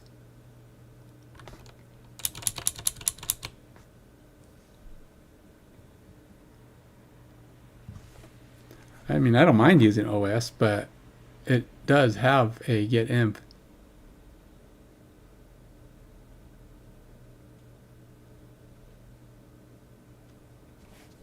You're wrong.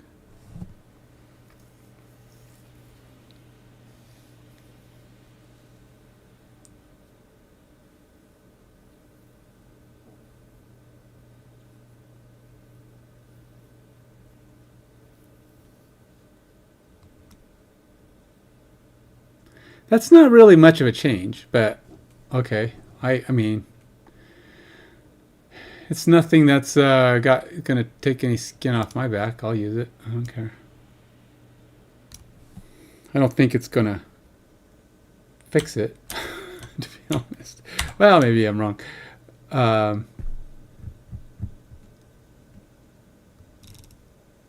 You know, actually, I don't need to do this. No, I'm not changing that because that's not the problem because the application started.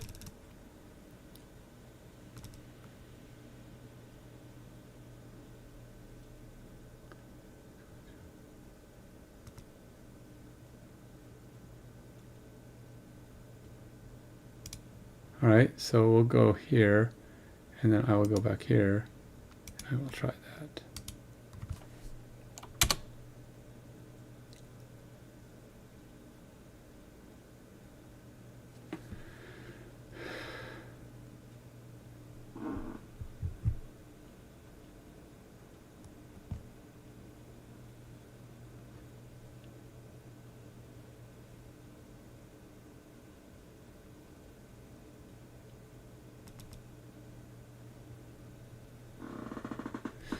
Yes, I have that too.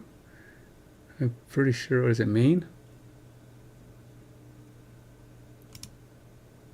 Yep. Game plan service ADDR. Check the firewall. Ensure proper service registration in gRPC. I see you have a line for new gRPC handler, but it seems like you're not explicitly registering the gRPC service with the server. For your service to be accessible via gRPC, it needs to be properly registered. Ensure you're calling register game plan service server as shown below.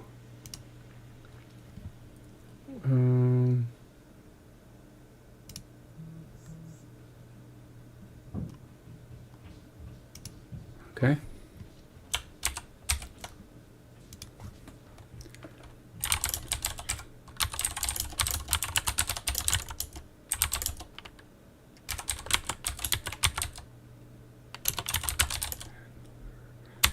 .go file.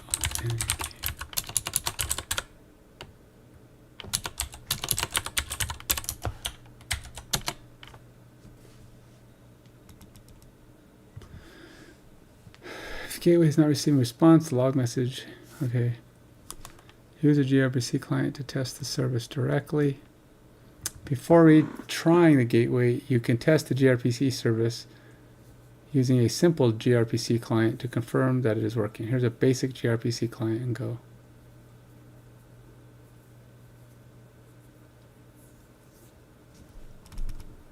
This can help verify the gRPC service is actually working independently from the HTTP gateway. If the client cannot connect, then the issue is with gRPC server itself, or the network, not the gateway.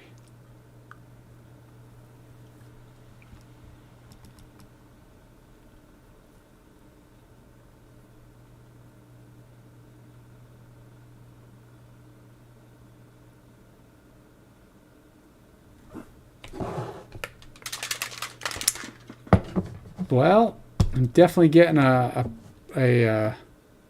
primer on the use of how all these things are talking to each other. So I'm learning how they're all connecting to each other. What methods are calling what methods and doing what thing. That's the gist of what's going on right now.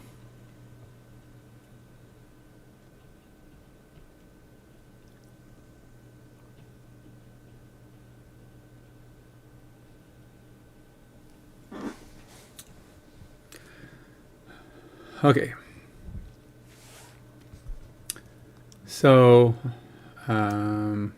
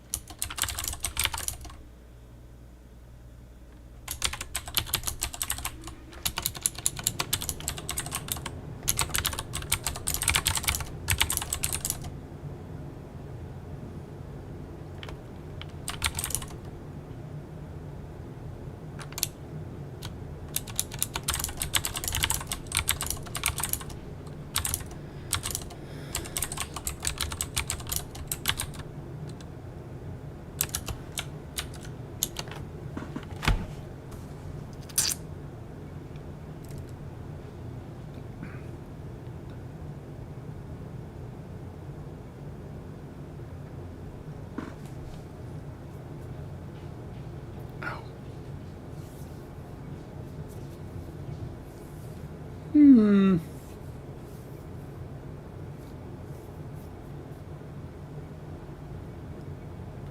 I'm not sure where to put this sample. If I was going to use this just to try it out.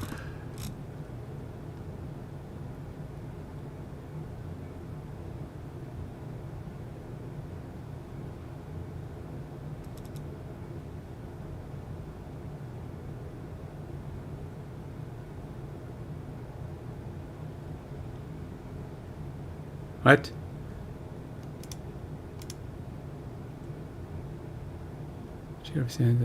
Log print line. New game plan created. Game plan dash V. Payload. Why is that wrong? Should be dash. Should be percent %V, not per. Wait, aren't those the same? Oh, I have ampersand? Oh, well, what do you know? That's weird. I mean, I don't think that's going to stop it from working. But maybe. I guess it could. Ah, look at that. It actually put in a more useful, has a possible printf formatting directive. Wait, what? Log print line call has possible printf formatting directive.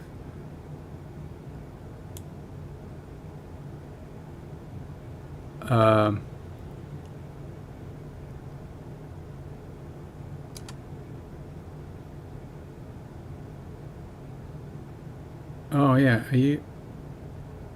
that's true. If it's printf,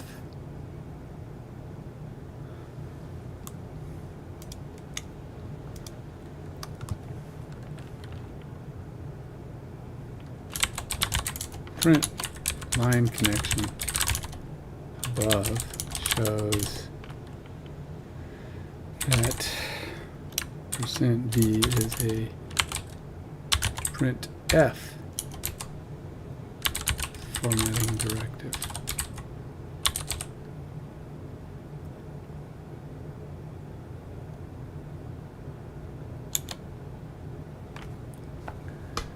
The service Medicare plan looks like it is correctly implemented. However, if you're calling the endpoint from your HTTP gateway, the gateway might need to ensure the correct response structure is returned, including converting the response to JSON if necessary. In your current setup, the gRPC service is returning a hard-coded game plan with ID 42. This is fine for testing, but make sure this method is properly returned. The expected response structure, especially if the gateway expects more data in game plan object.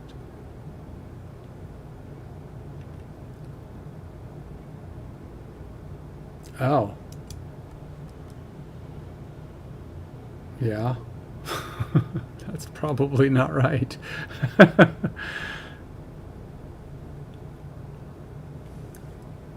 Could be something to do with that. So if I were to go here and my game plan is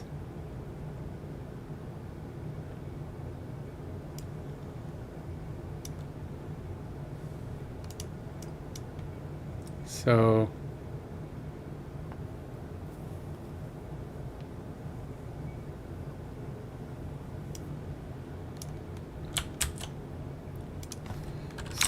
this is my, oops.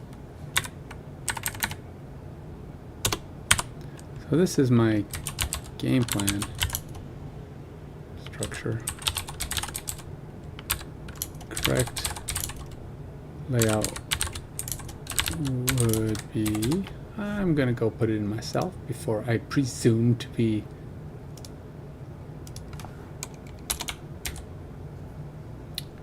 no, go away.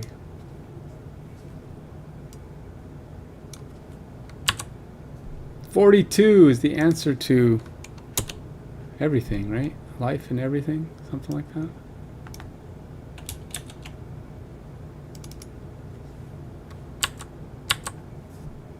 So we got ID 42, user ID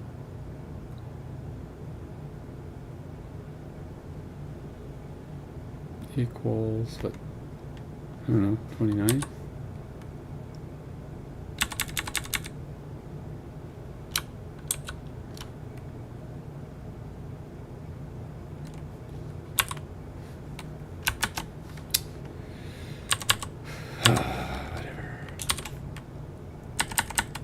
Sheesh.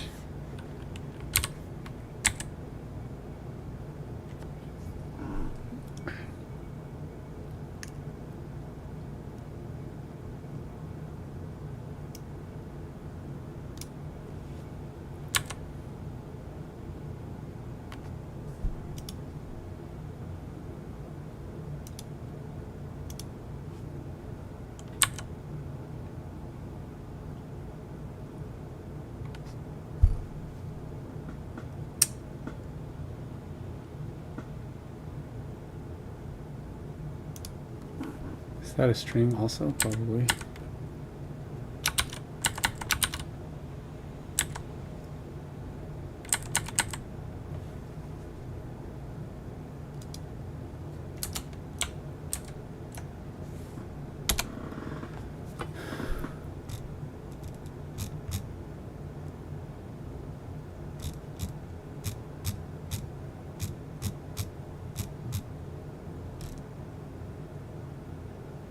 Given the structure above, the corresponding JSON for the game plan message would look like.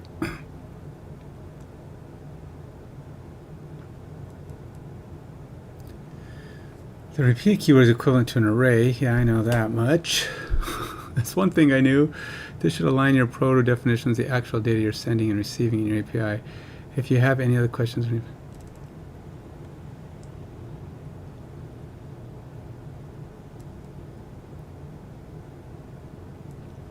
favorite play might look like something.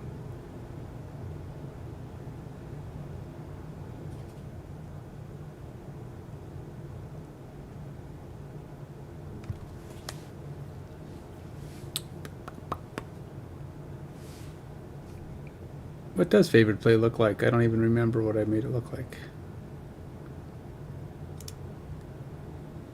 That is here. Yeah, it's close. They tried to figure it out, but it's close. Play ID, play name.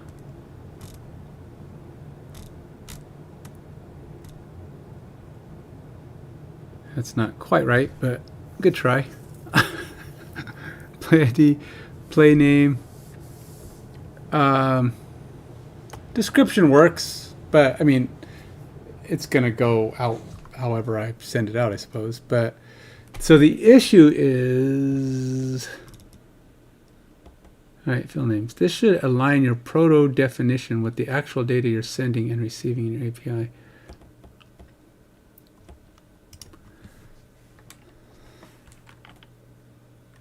So maybe that's the problem. Let's try this again.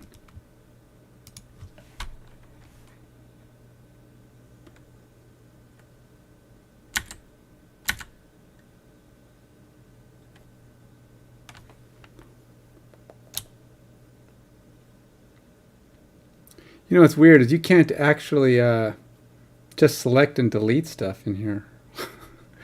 If you want to do this, it's probably faster for me to almost just have typed it out. But yeah, you have to go backspace, because every time I've tried to like delete a section, it just ignores me. It's kind of weird.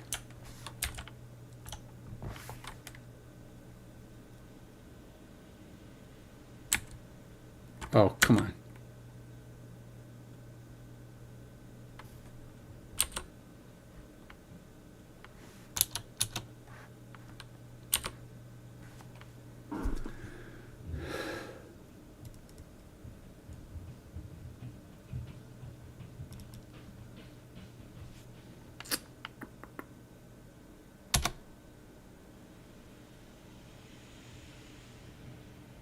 Oh, well, we're getting really super duper close. I mean, we're making progress. I think it's taking in the stuff, but it's still not quite able to do what I'm asking it to.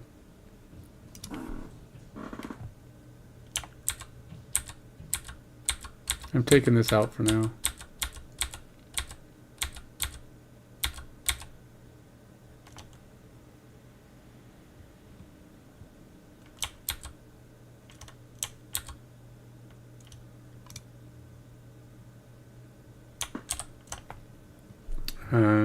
So I don't think that was, I mean, this could be wrong, but I mean, it's probably wrong. I don't even understand how it's loading the payload. Where is this? So if I get the payload, log print payload, and then I have this not, this is like dummy data, right? It's like it's not actually reading back the payload. I feel like that's part of that, but I don't think I'm getting to this. It is problematic for sure, but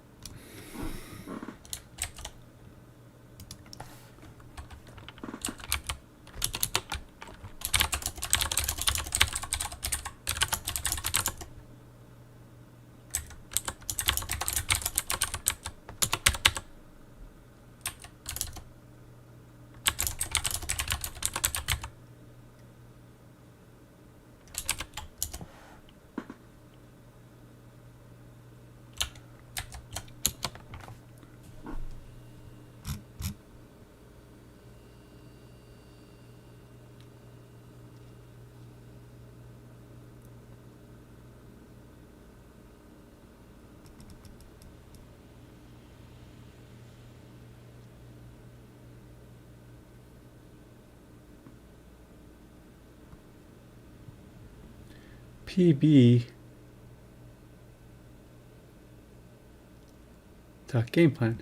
So it is returning this, but this stuff is garbage. And I think the ultimate thing is I need to read it into these objects first, and then I put it in here and we read it out as the output. Okay, so this is definitely going to be better. I think the problem, what has run me amok, I think, is that I was trying to convert the teacher's code, the YouTuber's code, to fit my needs on the fly, and my needs just didn't match up close enough to actually do that. You know, I was like, I had a lot more fields, I was doing a lot more things with it, and it just, yeah, it didn't go very well. This is not description, by the way. This is play name, I think. And that's play name as well. And this one is I actually do want a success rate of the play. That's actually a good idea. I have my play card here does actually show a list of items I want on here. One of them is like success rate. Where'd it go? Oh wait, did I not add that? Oh geez, because I have my difficulty and the set. Oh yeah, I need to have my play statistics on here somewhere.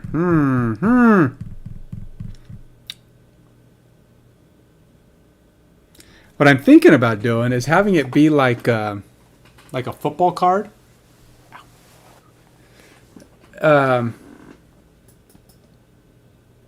You know, football cards on the back, you have the player statistics. I want you to be able to click the play and it'll flip over and it'll show you it's the play statistics. Now, I want to be able to allow player trades in this game where you could trade cards. But what'll happen is if you're playing like in a league, it would be a league. Only in the league can you do a player trade.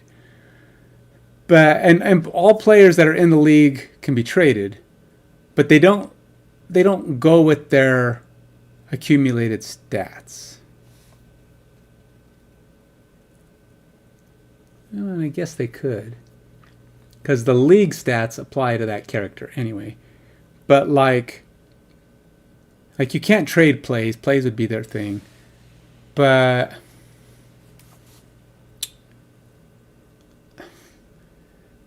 yeah, okay. So I think what I would do is when you trade them, their league stats go with them.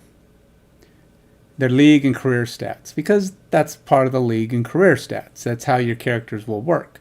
However, if you trade them away and they've earned a bunch of rewards, and those rewards are markers on your cards that you've earned, they don't trade away with their reward enhancements.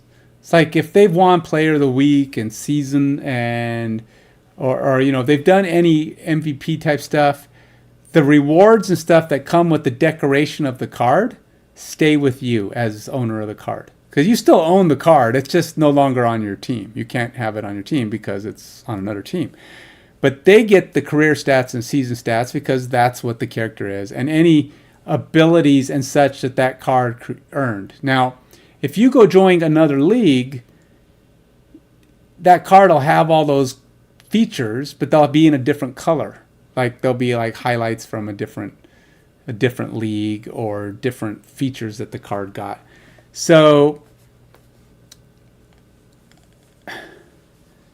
because my idea is I want you to be able to get, enhance your cards, but I don't want you to have to lose them just because you traded the card or traded the player. Trading the player is not the same as trading the card. You own the card. If you trade the player, that player leaves your team, but he's still sitting in your collection. So you have this player and whatever cool upgrades and enhancements like he's accomplished as a card for you. Other players will have to go earn that themselves because they may have to get those things with their player if they own the card. And if you trade a player to a person who already owns that player, just so that they can have them on their team in the league, it'll automatically just have whatever stats and career or whatever enhancements it's earned from their ownership of the card. That's my plot and plan. But player selected, high chance of getting, list of play, on play only effects when play simulation. Yeah, I don't have my. How did I miss my player stats? My play stats. That was one of the coolest things on here. Or maybe it's under game plan. Nope, game plan doesn't have that much on here except just the situation of the plays. Type of play, down, distance, favored play. Yeah, I guess it makes sense.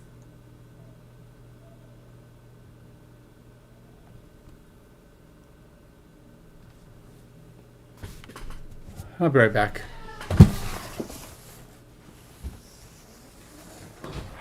What's going on, dog?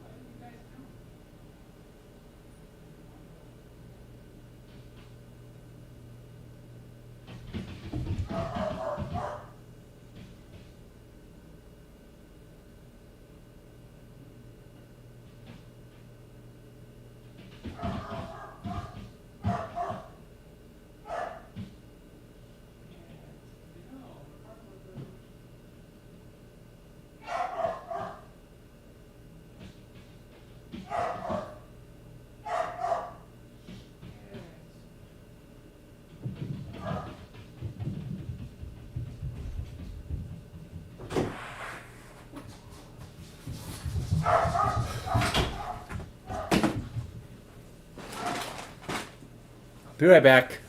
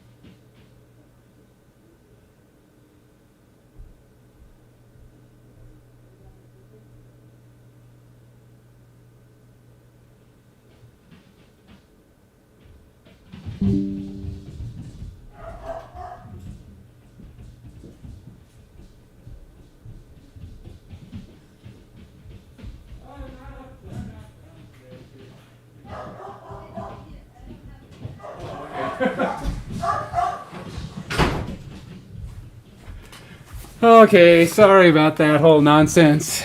It was dog craziness and wife craziness and just craziness going on. Had to contend with. And I left the lights on in my car. So, complete and total chaos for a moment. Okay, where was I? Trying to get this thing up and running. Okay, so we're getting closer. It's not success rate though. The actual correct thing is play type ID. Play type. So there's 3 types of play type.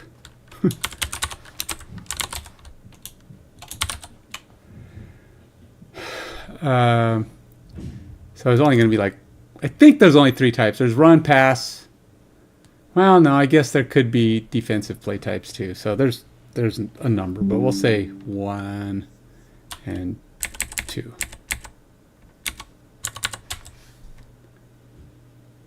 And these are probably supposed to be strings also.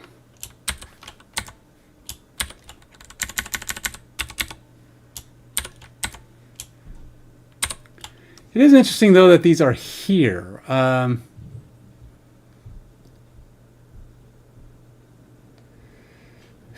You can replace this with actual. Yeah, it's just kind of weird because I'm. So is this like a dummy? You can replace this with actual. What does that say? Actual business logic or data. Well, no kidding, but.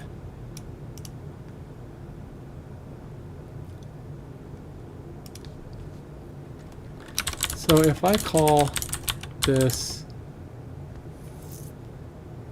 if I call get game plan, will it override the dummy data? I mean, I would imagine it would, but it seems weird that I'm even putting dummy data here. Why would I put dummy data here? Is that just so that it has some response? I don't know. It seems weird. I don't know how it works. That's why I'm asking. If you call the get game plan method in its current state, it will not override the dummy data. The get game plan function as implemented in the example provided is simply a returning a static response with hard-coded dummy data for testing purposes. To allow for dynamic behavior where the data could be override or update depending on incoming requests, you would need to integrate persistent storage like a database or an in-memory store to track and modify the data. Here are a few ways you can approach.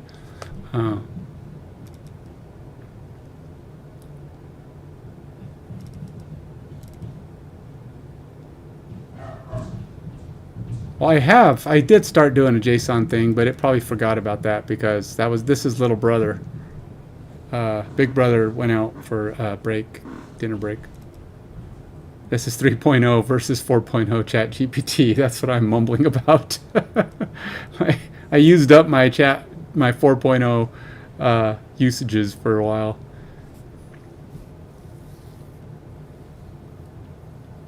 I do plan to have a database, but I got to figure out how to get that going. That's the next phase of my stuff, is get the database going. But I got to get all my server stuff going. So I'm creating dummy data I'm going to need it for testing anyway, so it doesn't hurt to have like an in-memory payload or something to run through some samples.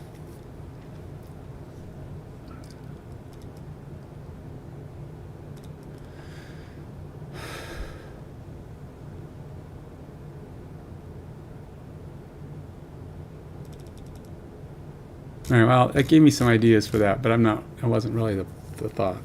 I got to finish getting my other one working here. All right, so we have, what time is it? It's 5:30. Okay, so I got about an hour, maybe hour and a half tops to get this going.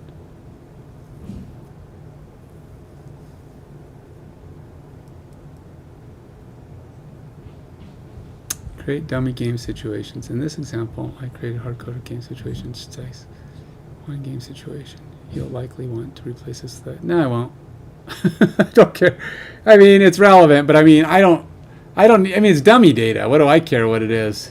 I'm going to get rid of it completely at some point. I don't plan to have dummy data being used, but I just need to have something come back. Generate game plan ID. Here I generate a simple game plan ID by concatenating GP with user ID. This is a placeholder. You can replace it with whatever logic. Yeah, okay, I get it.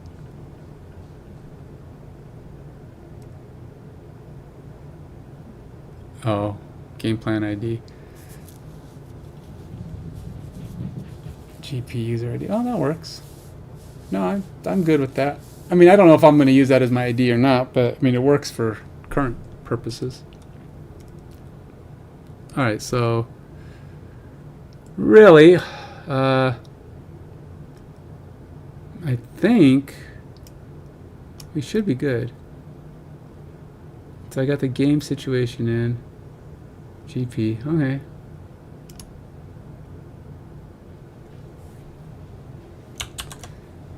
Okay, so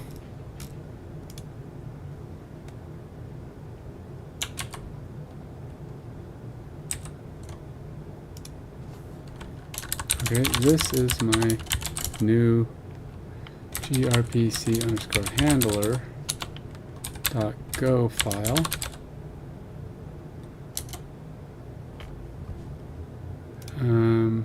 It should still be running. Do I need to shut down the service? I just want to know in order for this to take effect.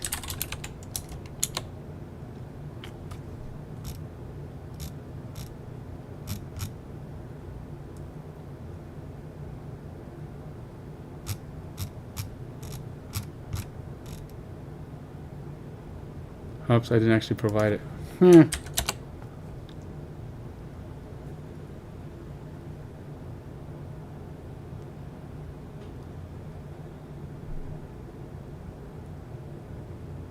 Oh, okay, so I do need to recompile it, so I need to stop this. I'm not exactly sure the best way to do that, but so we'll just, did that stop it? Oh, exit status. Oh yeah, I don't have a very clean. I haven't implemented the shutdown. Somebody, one of the last guys I was watching was showing me how to do it. It was showing how to do a clean shutdown. So it kind of like, instead of just exit status kablooey. That's what happens when you do this. But so my gateway is still running. Let's go build dot. Let's try that again. Go build dot.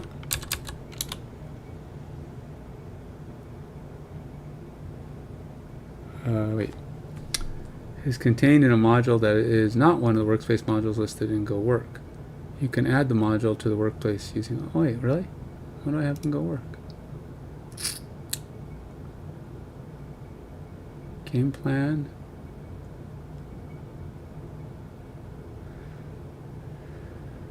So when I did it on Gateway,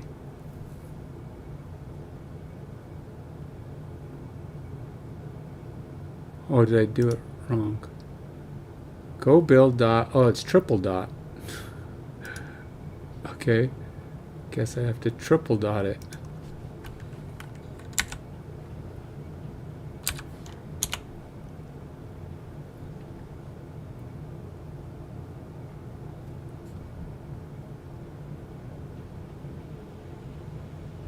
Okay, and then we have to go dot run again.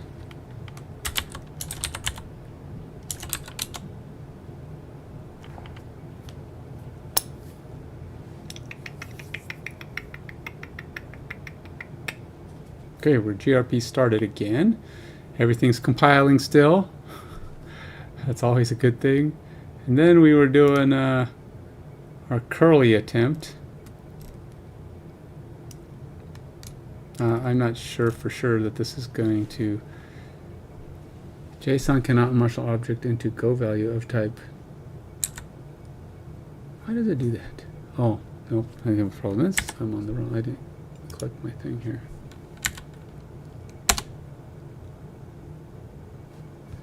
Okay, what's going on? Go value of type API.GameSituation. Alright, so is it because I'm still missing something? Favorite plays, game situations. Alright, what's going on? Progress, but still a new error.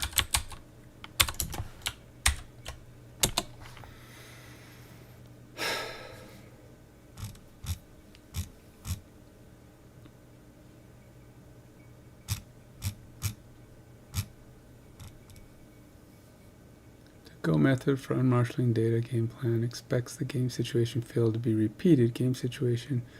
However, in your JSON body, you may have sent it as an object that doesn't match the explicit format. The following is the expected structure of the game plan and game situation based on your original protocol. What's wrong? In your JSON request, you're sending ID, user ID, and game situation at the root level, which is fine. However, make sure that the JSON for game situations follow the correct structure for the game situation message. Solution. Here's the correct JSON that matches the expected structure of game plan and game situation. Okay. Let's go try it out again. No, it's actually not. Oh, it did. It did update that. Okay. Let's go copy this. And then, oh man, I don't like.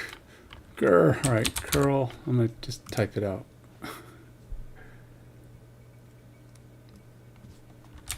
Curl dash x http colon localhost 8080 API users 123 game plan dash h 7tnt dash type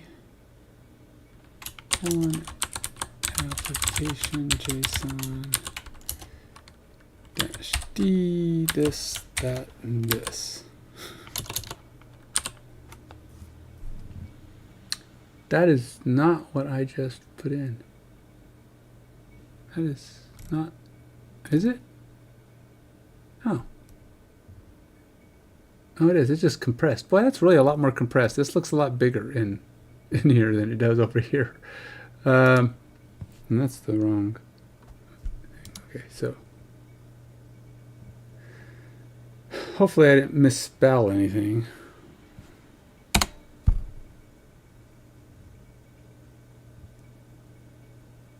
Oh wait, what did I do? I obviously did something wrong.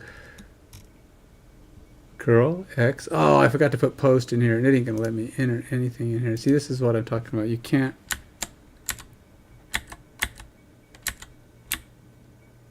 You have to. This is the nonsense of having to edit large pieces of stuff. You know what I should do is put this in a text box or just something else, and then I could just copy and paste it, because copying and pasting it would be a lot easier. What is it? Windows key shift N? Nope.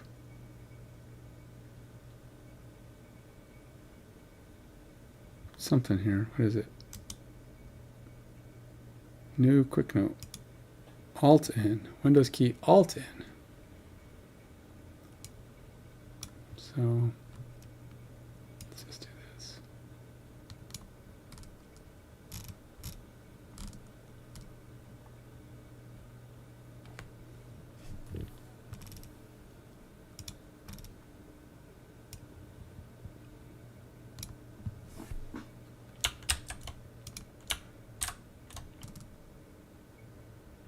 And I have to set this to post. How did I skip an entire word? Oh wait, no I didn't. Curl HTTP localhost 80 API users. What was the problem?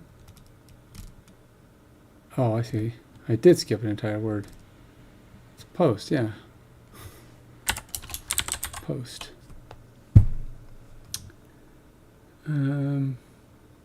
Hopefully that's all I missed.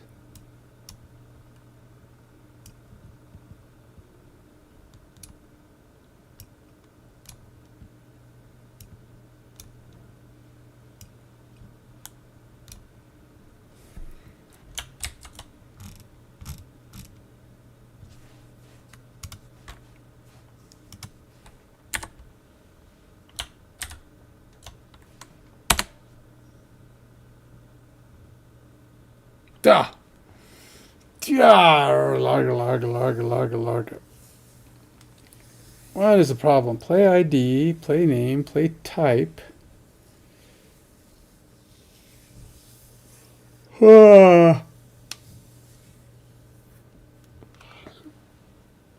ID, user ID, game situation, favorite plays.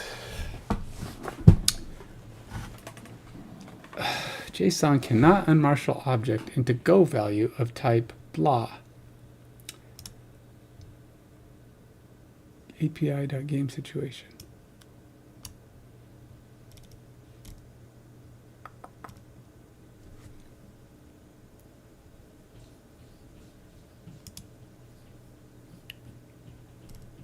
Game situation. We got ID, down, distance, la. These are all numericals, but it put those in correctly. Oh, play type ID string. I mean, I guess it could be run and pass. It's just an ID, but I mean, I have numerical values, but I don't think that matters.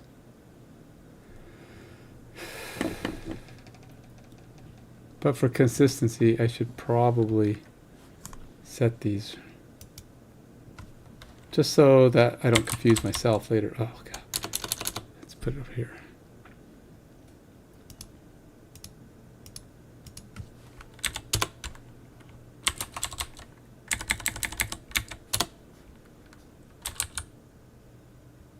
Inside zone run. Inside zone run. I think it's making up stuff. I don't think there's an inside zone run. What are you, like, running inside of the defensive zone? I mean, what? It's, you know, you UIs are like, I know it's something to do with football, so it's zone and a run. But zone is defense, run is offense, and I'm not sure what an inside zone run would be. What zone is that?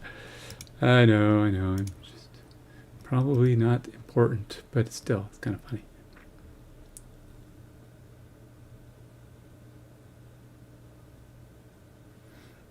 So what is this? I don't even know what this is supposed to be. Get game plan request? I don't know what that is. I mean, I guess it's the user ID. So if you want to get a game plan, you have to pass in a user ID so that you can get the request back. That's what I'm thinking. So that's when you're sending in a request, you have to go by the user ID. But right now I'm just sending dummy data back, so it's not doesn't care. That said,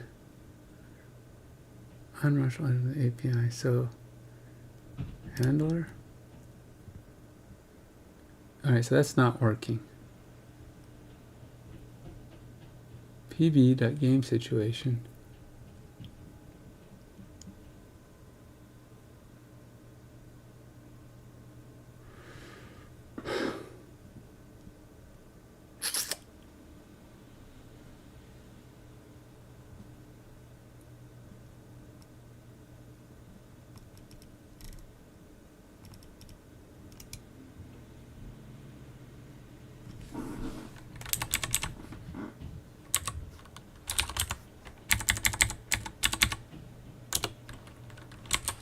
Not too worried about this, but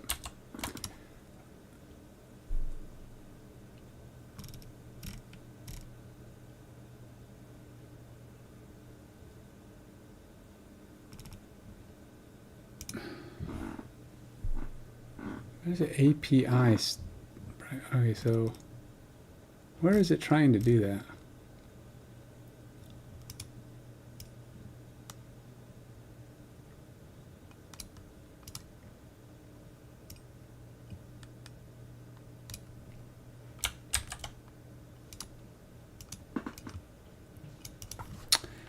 Still an error. All right, so is there API.game situation somewhere? Or maybe I'm doing some kind of, maybe I'm calling this wrong?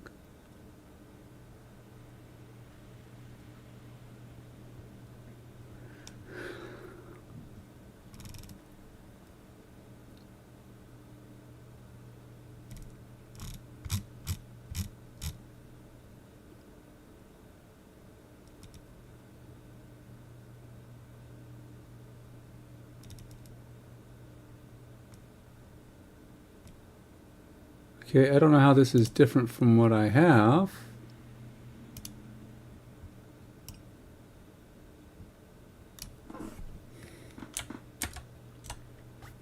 Okay, run pass HD content type application JSON dash D. Okay. ID game plan 1, 2, 3, 1, 2, 3. Game situations, bracket. Just 1 down, 1, 10, 15, 30, 37. Run pass. Favorite plays. P1 quick slide. 1. P2 inside zone run. Play ID. It looks pretty much exactly like I did it. Maybe because I didn't do a line continuation character after H?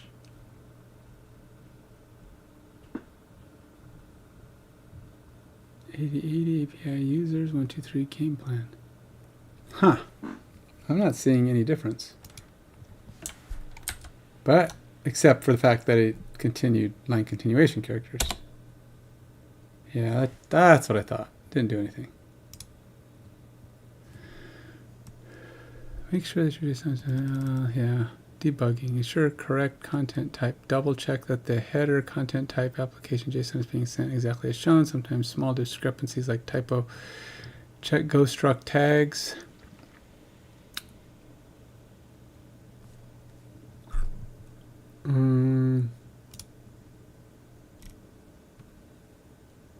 Where are my go structs?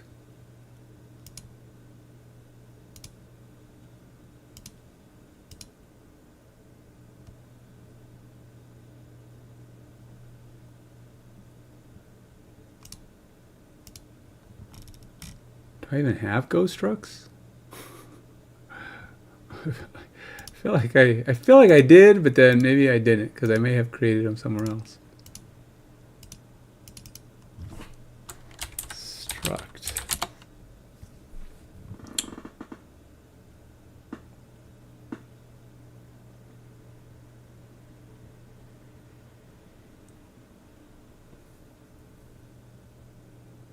Yeah, here we are. Oh, they're in the PV Go. They were structured for me.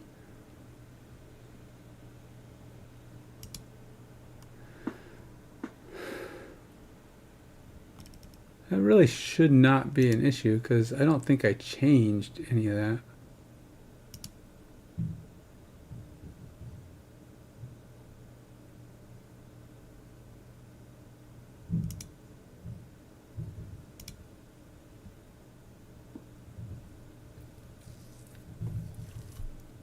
Proto imp, okay, so. Alright, so I think we're good there.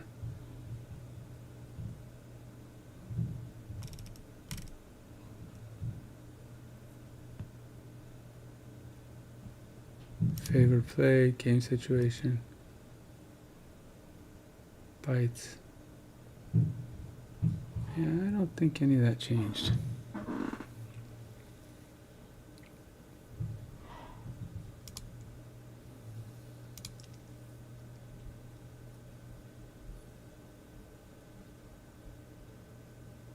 Unknown fields? Does everything have that? What is this unknown fields thing? Oh, I guess they all have that. Huh. So these are the actual values. These are like the generic stuff, but these are the actual things. Is there something called API.game?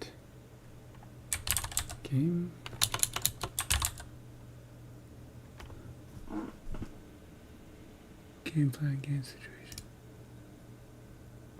File API summons.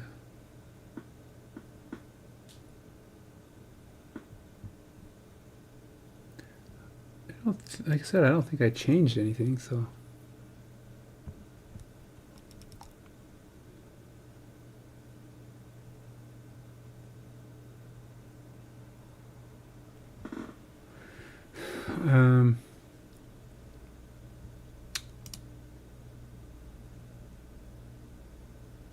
Content type header.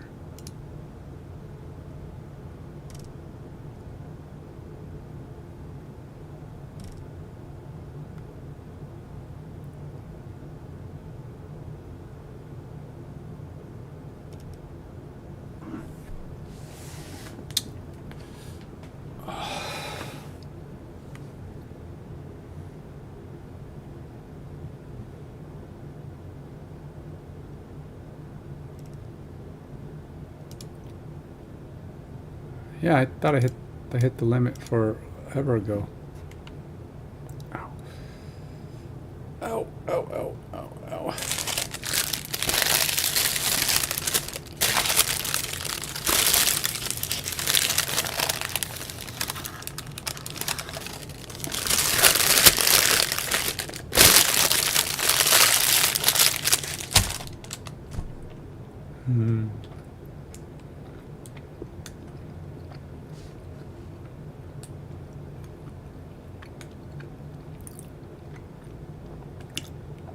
Can't be cold Taco Bell. Yeah, I suppose you probably can. Well, not bad.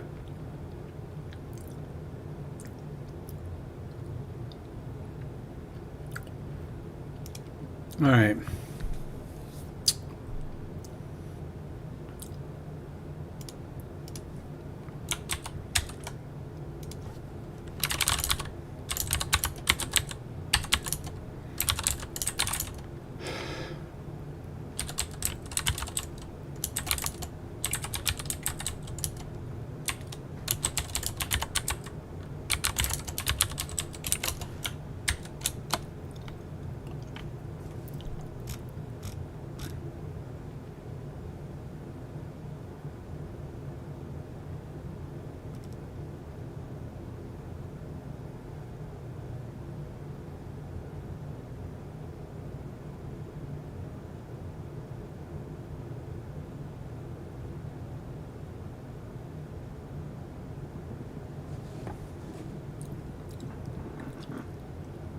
Is that so?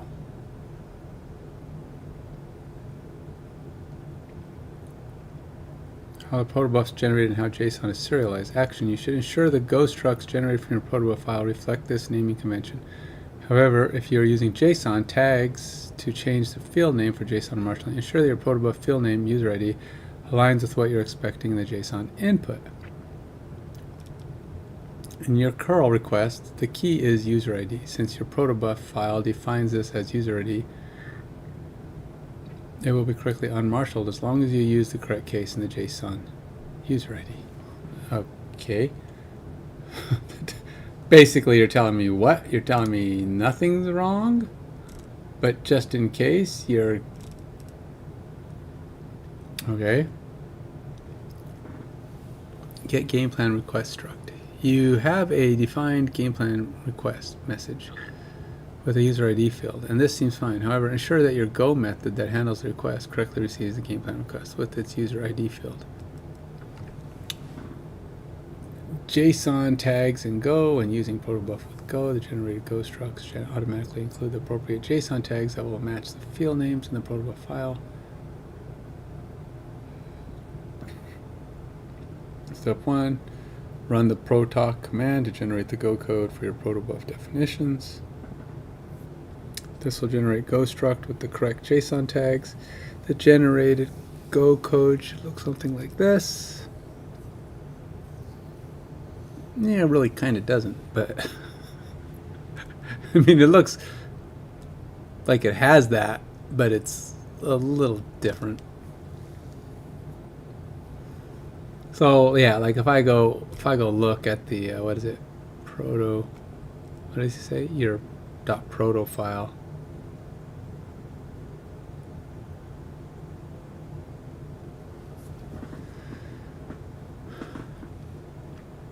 So the Go structs that it's talking about are like right here.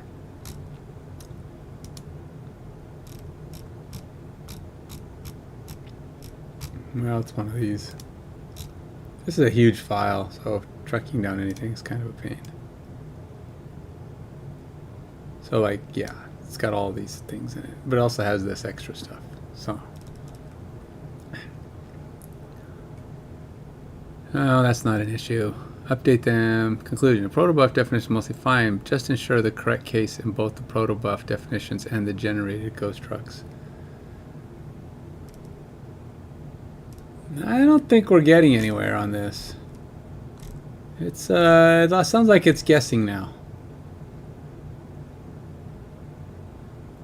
I probably should have user ID be consistent though, but that means I have to go through and because in some places I have it being lowercase, in some places I have it being uppercase, which is weird because everything is pretty much uppercase. So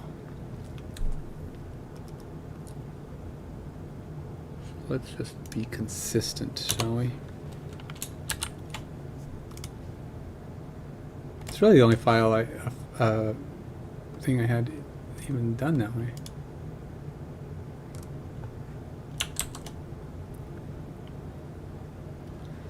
All right, let's close the gateway for a minute. And we'll close down this one too. And we'll go back here to the gateway. Actually, it's common I want to go to, so let's do another file.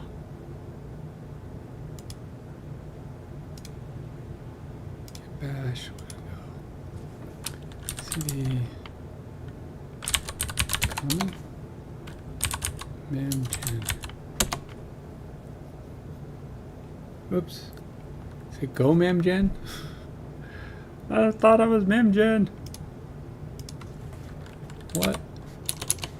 What is the command for rebuilding proto files? Thought it was memgen, but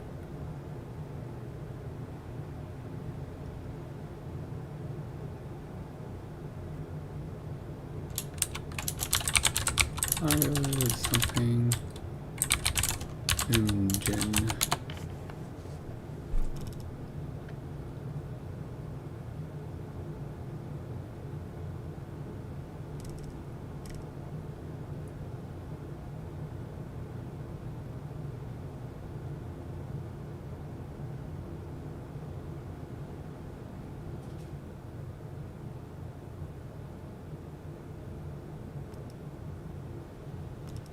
Nope, that was not it.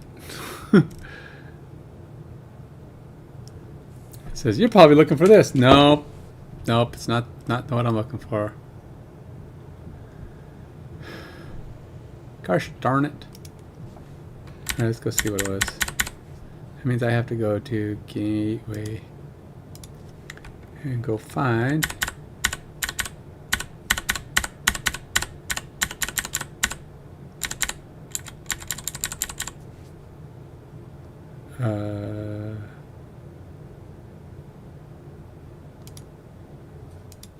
oh, make gen. That's what it was. Make gen, not mem gen.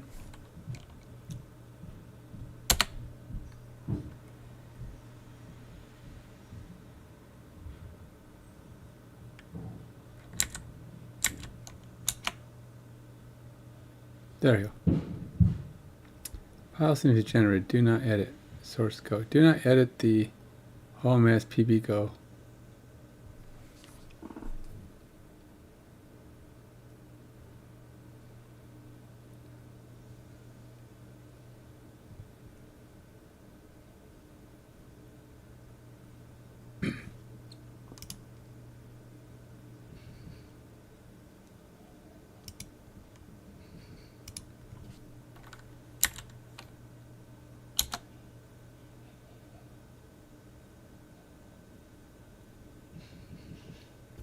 Okay.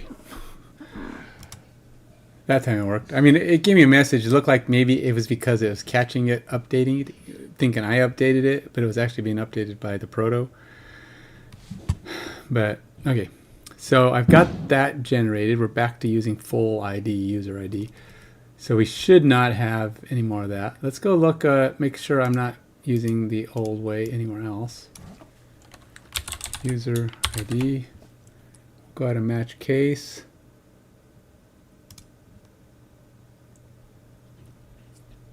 So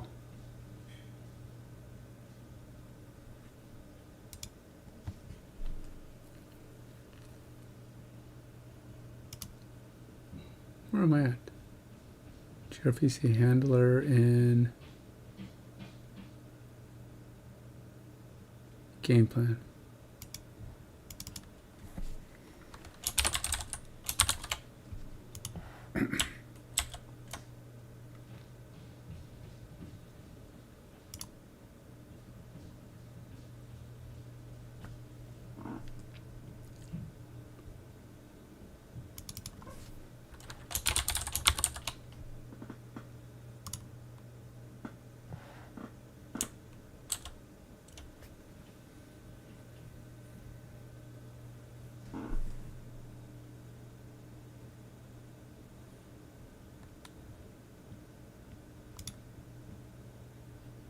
Vars and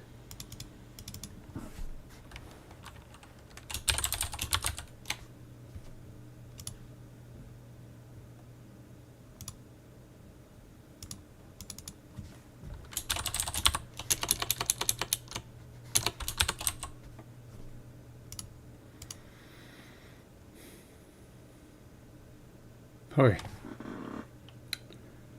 I should fix. I'm not worried about the var because the var is being pulled from the URL, and the URL is going to be lowercase, so I'm not worried about that.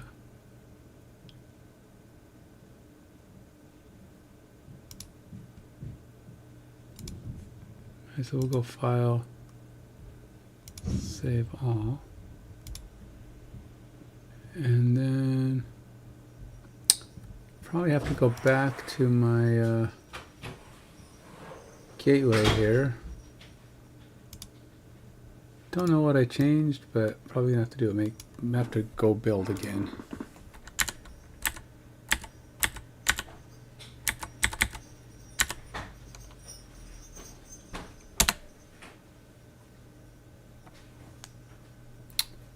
All right, and we'll go back over to my game plan, and we will go build there too.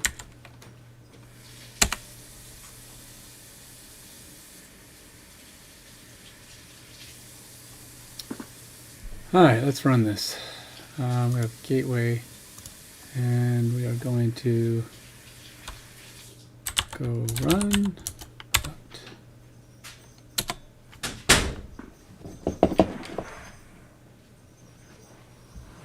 Allow.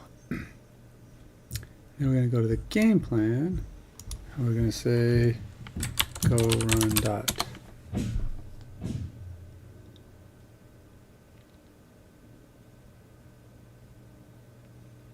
Server started. Okay, so we're good there. And then we're going to go to just my curl friend here. My curl friend. It's my curl friend. Yeah, I know. It's getting late. I'm getting tired. I'm starting to get goofy. And you're like, aren't you always goofy? You're kind of goofy all the time, buddy. You're not getting goofy. You are goofy. You're not even getting more goofy. In fact, you're kind of light on the goofiness today. You're just goofless. Gooflessy. Loosey goofy. See, I told you, I'm losing it, man. It's like, I can't help it. I'm determined to get this to start feeding back, and I feel like I'm on the cusp. I'm on the cusp. It's nice to be on the cusp because that means things are starting to form and shape because my game plan is going to have actual structure that I can read and pull and start doing stuff. Now, hopefully I'll have a database pretty soon. But if I can do dummy data, which is the next thing I want to do, is start setting up dummy data. And I also got to eventually, once I get this fully functioning, I want to start running. I got to start figuring out how to run tests. Now, one of these guys was showing how to do a test, and they were showing me how to set up a test. But I hadn't tested any of my gRPC connections, which I kind of want to be able to do. So I got to know if it's possible to run commands that start the servers and run out and try to call them and see what happens, because I need to see all that stuff functioning, and it'd be cool to have a test plan that just goes test everything, make sure I didn't break it, and that's going to be the end goal there. I have to do that with React too, but I haven't mastered React testing yet. It looks like it's pretty simple in Go though, and I've done it in C#. I used a MS test, which I've also used NUnit, but I don't know. And MS Test had this nice integration with Visual Studio that I really liked. Anyway, I think NUnit kind of does a lot of it too, but it's a little different. I always liked the way that MS Test would, while you were changing code, it would actually check, because it was live test. They had live testing. So you would change code and it would check mark it, saying it passed the test. And then it would also show you what items were getting tested through all the code. The code would run through all these items. And if it didn't hit it, you wouldn't see any X's or check marks next to the function or method you were using, because you didn't have anything that was hitting it. And I was like, well, I always liked that. It's a nice testing setup. Okay, so we got this running. Now I need to go over to here, and we will attempt one more time with my curl.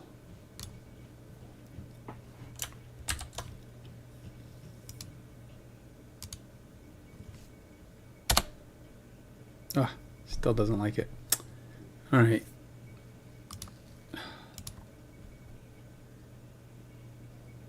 Although this is not right. Let's try it one more time. I did not update my user item here. I think that is the only one though, but I'll try that.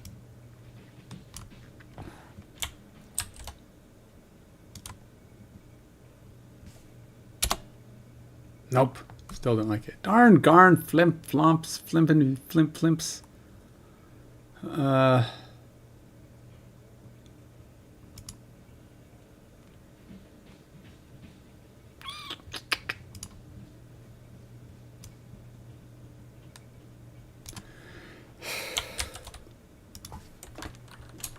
Okay.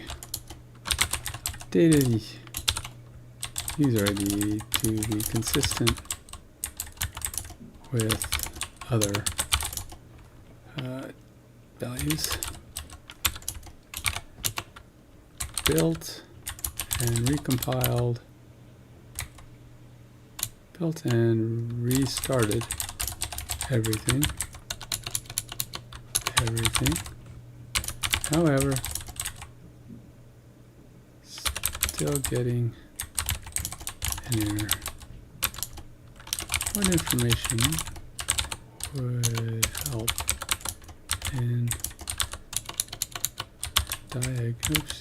diagnosing this issue?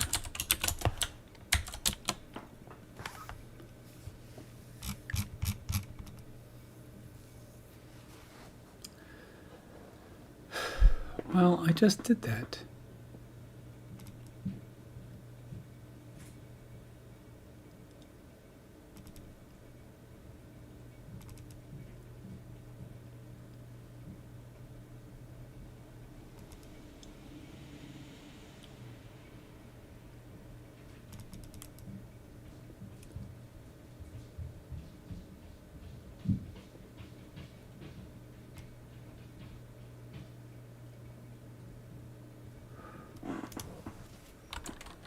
Okay, where do I check content type header? I would imagine it's in the gateway code.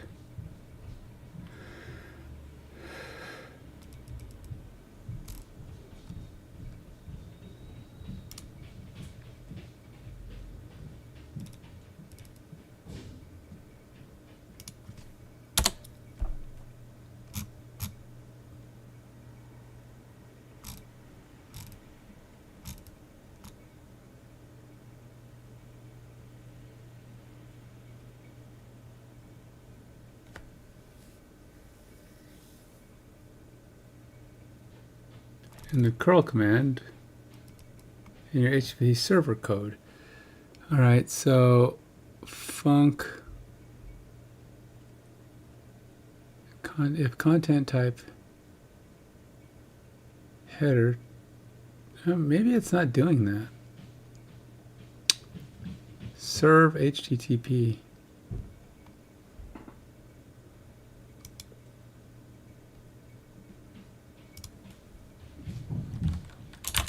Maybe that is the issue. My gateway main.go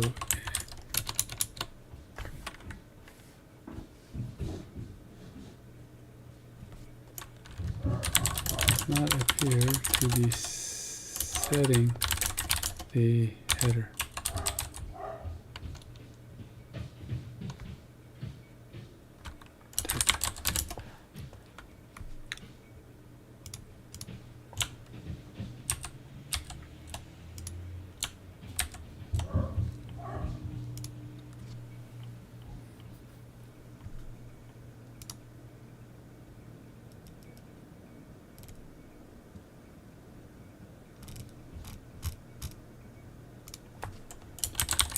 Here does the HTTP underscore handler .go file.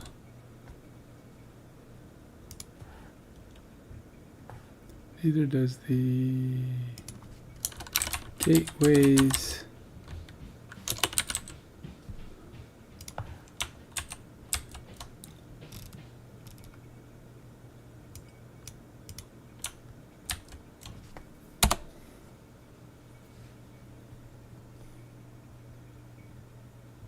beyond that,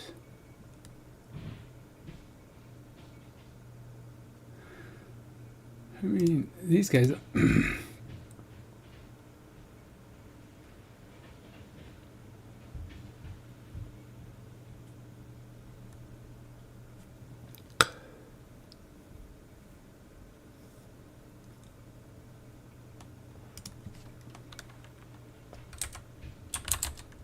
game plans grpc handler.go file and mean.go files do not either.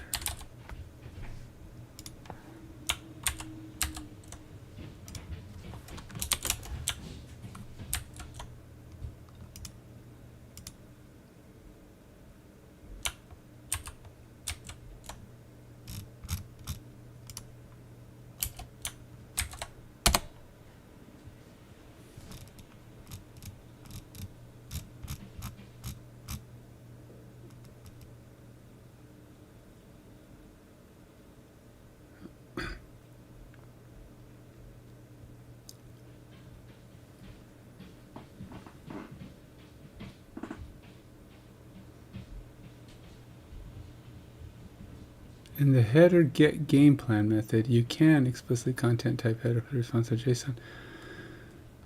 Directly for the game plan method, ensure response is content type. Handle.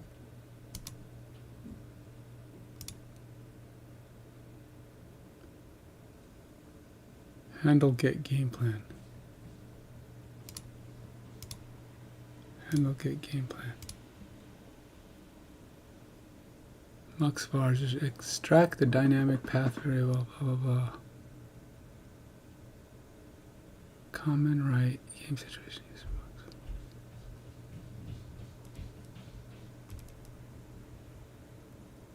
W header.set, write the response back as JSON. So basically we're doing this bit.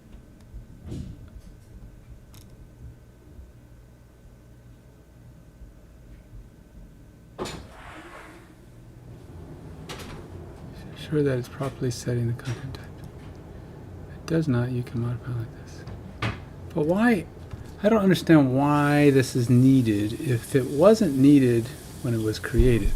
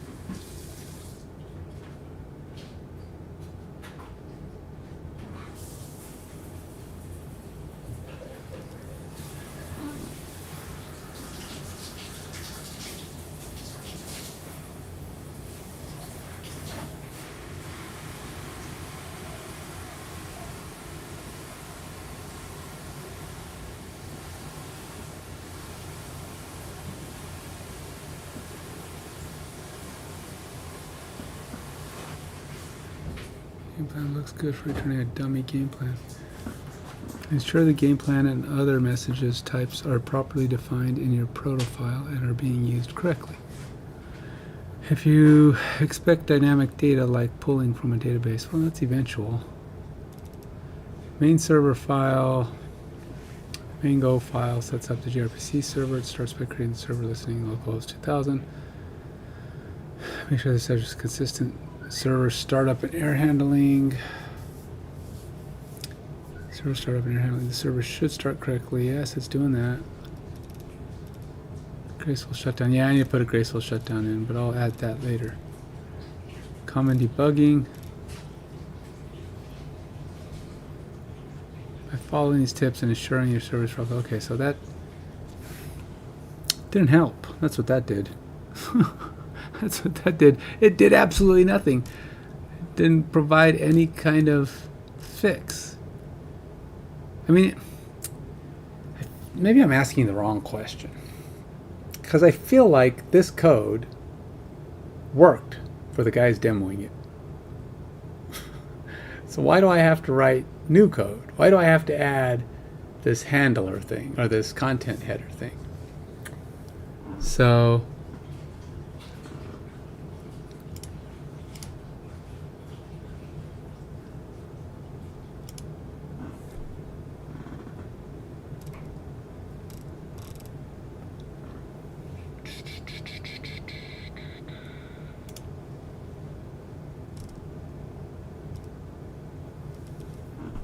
where's my get game plan? New client, fatal, new game plan. Oh, is get game plan in here? Oh, it must be. Alright, so let's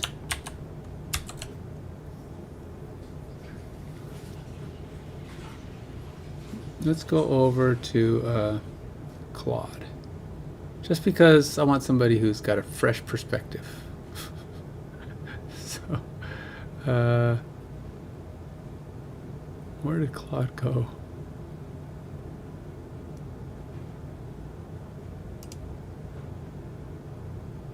Oh, there he is. Okay.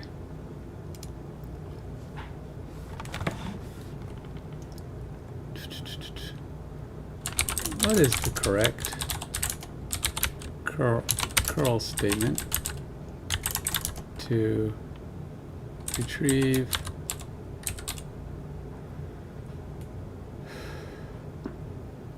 to test get game plan based on this code?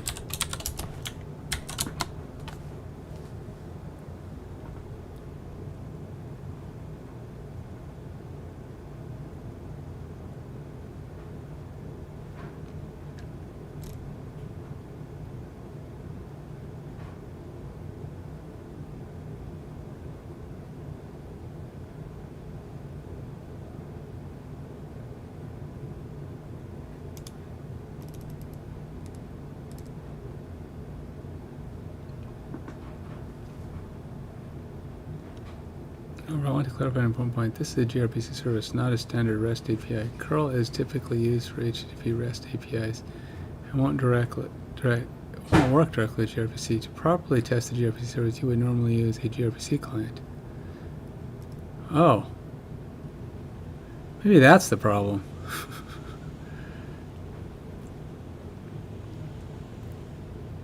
This assumes your gRPC server is running on local client. The server is listening on oh no.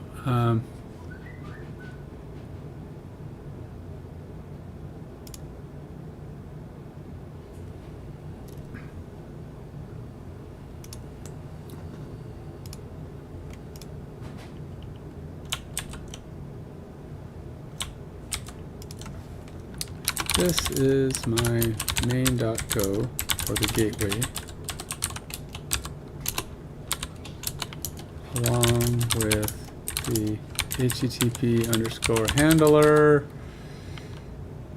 dot go that accompanies it.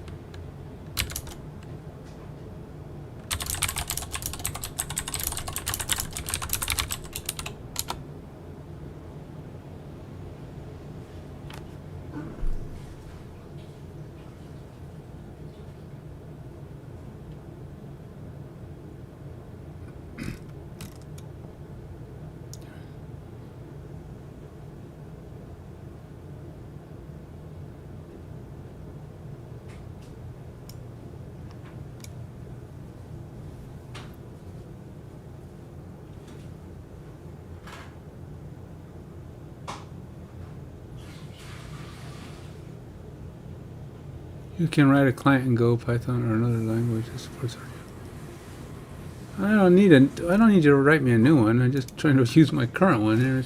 Let's go see what this does. I don't even know if I have that, but oh, it says bad command. grp curl command not found. Do I not have grp curl? I have curl. You know, the thing is, nobody else was using curl, so out of this grp curl thing. But it had told me to call it the same way. The same content type, application JSON. It even says X post. It's the same thing. Curl X post HTTP colon and my path. And then the content type. Application JSON.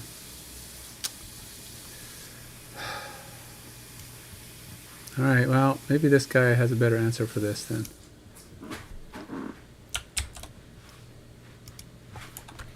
Based on the code above, why am I getting this error?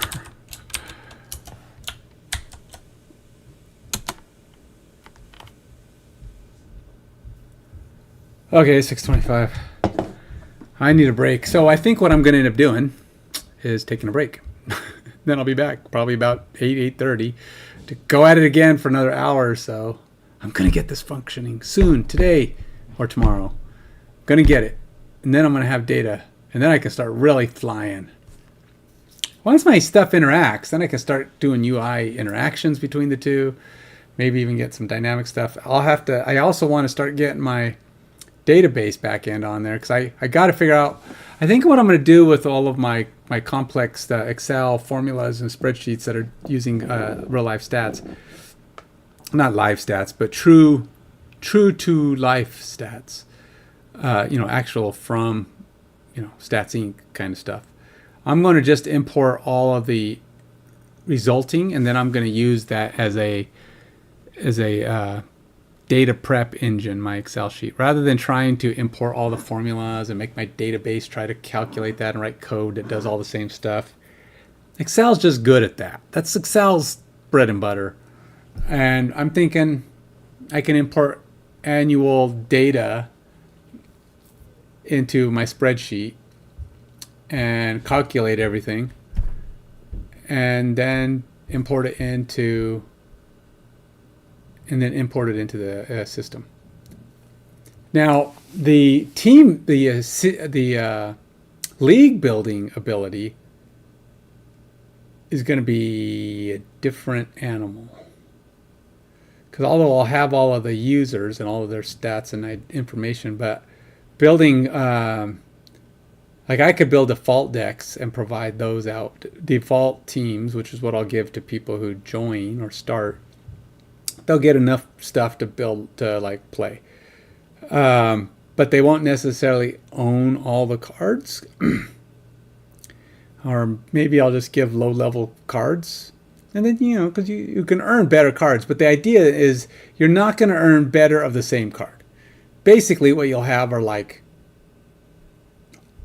starter cards might be just lower-end players. They just aren't as good. But you can, get new players that are better. And eventually you'll hit a salary cap and you'll have to deal with your salary cap. That's a whole nother issue.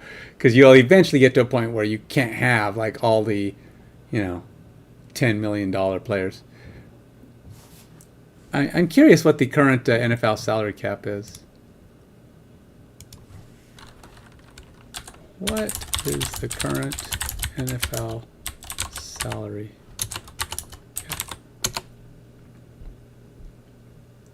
Woo, man, $255 million. An increase of around $30 million per team from the previous season. The cap space is constantly changing number as teams maneuver throughout the offseason. Holy moly. That is some serious dollars. I think I have set at 50 million. But you don't have complicated salaries. You can't give somebody a $50 million salary. And you're just getting, because salaries in my game are defined by the skill of the player for that season. So a player could theoretically have a lower salary the following season if their stats were worse. Now, so basically how the game's going to work too is when you get these players and you create a league, every new league, you can't put certain players can't be in the league, right? So if you add new players to the league, if they're not on a team, you can replace any player that's not on a team out of the league the next year. They're gone. They don't retire. They're just not there. If they're like on free agency and nobody's got them on a team, you can actually like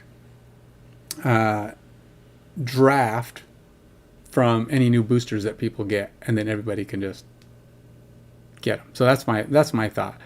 Is when people get boosters while they're in a league, they can contribute their players to the next year's draft, and they still own the cards, but if they want them on their team, they can contribute them to the draft. The draft will not allow any players to duplicate. So in other words, if two people donate booster cards to the draft, but those would be the players that people will get a draft the following year. Everybody in the league will get allowed to draft from whatever cards are submitted for the next year's draft. And so they're going to all be getting cards that somebody in their league owns. They might own them too, and they'll be able to draft them too. But it just makes it so that you can add the next season's players. But if they're on a team already, you are allowed to have different season players on a team, but not on the same team. So in other words, like in the league, you can have Joe from 95 be on someone's team, and then Joe from 96 be on another person's team. That is the casual league setting. The what do you call it? What I call it? The ranked or the challenge level that I'm going to have will allow no duplicate names. But you can contribute players to the draft for a new season, and it will replace any previous season players that are in the free agency. So those players become available to the teams. So basically what's going to happen as people, eventually the league will only have one of every named player, or only allow teams to have any of one player. So what I'm thinking is the free agency will allow a lot of teams, but if you want to trade out like a different season player in the draft, I'll have to have some kind of rules for that. So we'll have to come up with something. Maybe people can contribute them at the end of the season, and they can trade out different season players into their draft. We can call it like, not free agency. No, not draft. What's the supplemental draft? The supplemental draft is an opportunity. I should write this down. I think I like this. This is an opportunity during the supplemental draft where you can replace players on your team with the same name player from a different season. Everybody can do that with if they get another guy and they want to do it, as long as their salary cap supports it. So if their salary cap has room, they can use the supplemental draft to replace, Joe, who was a rookie in 2015, with Joe from 2020. His salary is now way higher. He had a fantastic year. He's a great player now, but your salary cap has to support him. You can take him out, and the other card will be removed from the league. So you can always have that option. Only the team that has that player on their roster can do that. And the same would go for the draft. So if people donate cards to the draft, all the players are there, and it'll say what year they are. But if one of them gets drafted, all of them go away. So if you really want someone in your salary cap and it's your turn to draft, you eliminate all the players from that draft, no matter what year they're from, because in a competitive league, you can only have one of them in the league. So if somebody picks up a player from the free agency or from the draft, that there's 5 players from different seasons in there because they're not on anyone's team, someone can go, I want that one, and all the other ones get picked out, get removed from the season. So now you're drafting from the rest of the players. So you'd have to plan what your drafting is going to be from a player and you're just hoping because they're all kind of connected. So they might say, you know, John Elway, 96, 97, 98, 99. I think he retired in 99. and if you pick 90, any one of those, all of them disappear. You take one, that's the only one in the league. And during the supplemental draft, if you have the salary cap, I suppose you could change it out because the supplemental draft comes after, but you have to have the salary cap to do it. So you're still not able to it's kind of like you negotiated his salary and it's going to be expensive and he's going to have a great year because he's better. It's a little bit of a workaround, but it's okay. I mean, your draft is your draft. You could have just picked him up off the board. I guess it's a way for you to protect a card. You don't want it to be available to everybody else. But seeing as supplemental draft is, you know, it's a one-time thing. And it only works for guys that are on your team. So you might go out and draft a version of him just to lock it up so you can supplemental draft him into a better version. That's an option too. I'm okay with that. It's a little weird. It's a little bit of a workaround, but I think it's okay. It's all functionality that doesn't exist yet. But it will, because eventually I'll get to the point where all this works and I'll start fiddling with the next thing and the next thing, and then it'll like, okay, now we're working on draft aspects. Draft aspects would be cool. I'm looking forward to doing that. I mean, I'm looking forward to doing all these functions. Just watching them come to existence is going to be super, super, super, super awesome. But at 6:36, I'm going to take a break. I will be back. We'll get this working soon, hopefully. Till the next time. Take it easy. Oh, and don't forget, if you're checking this out, I'm moving my PFFM programming to a new YouTube channel. It's Active Mind Games Dev. Same thing. It's like I have Active Mind Gamer. Just take the R off and it's SDev. So it's Active Mind Game Dev. Active Mind Games Dev. That's the new channel. So check it out. Go follow there now if you want. You can, you do the Active Minds Games Dev, Active Mind Games Dev on the path. It'll show it to you, and you can follow now, and you'll be all set for when I start streaming on that channel. I've thought about doing both. It's just that maybe I'll do some day gaming just to kind of let people know, hey, my dev stuff is over there now.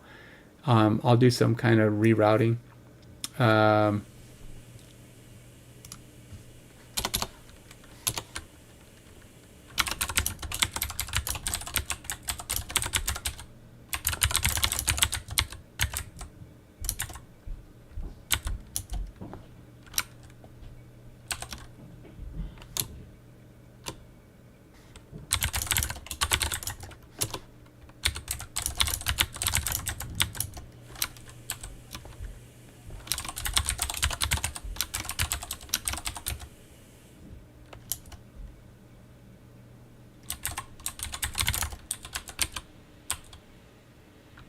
What is tomorrow? 18?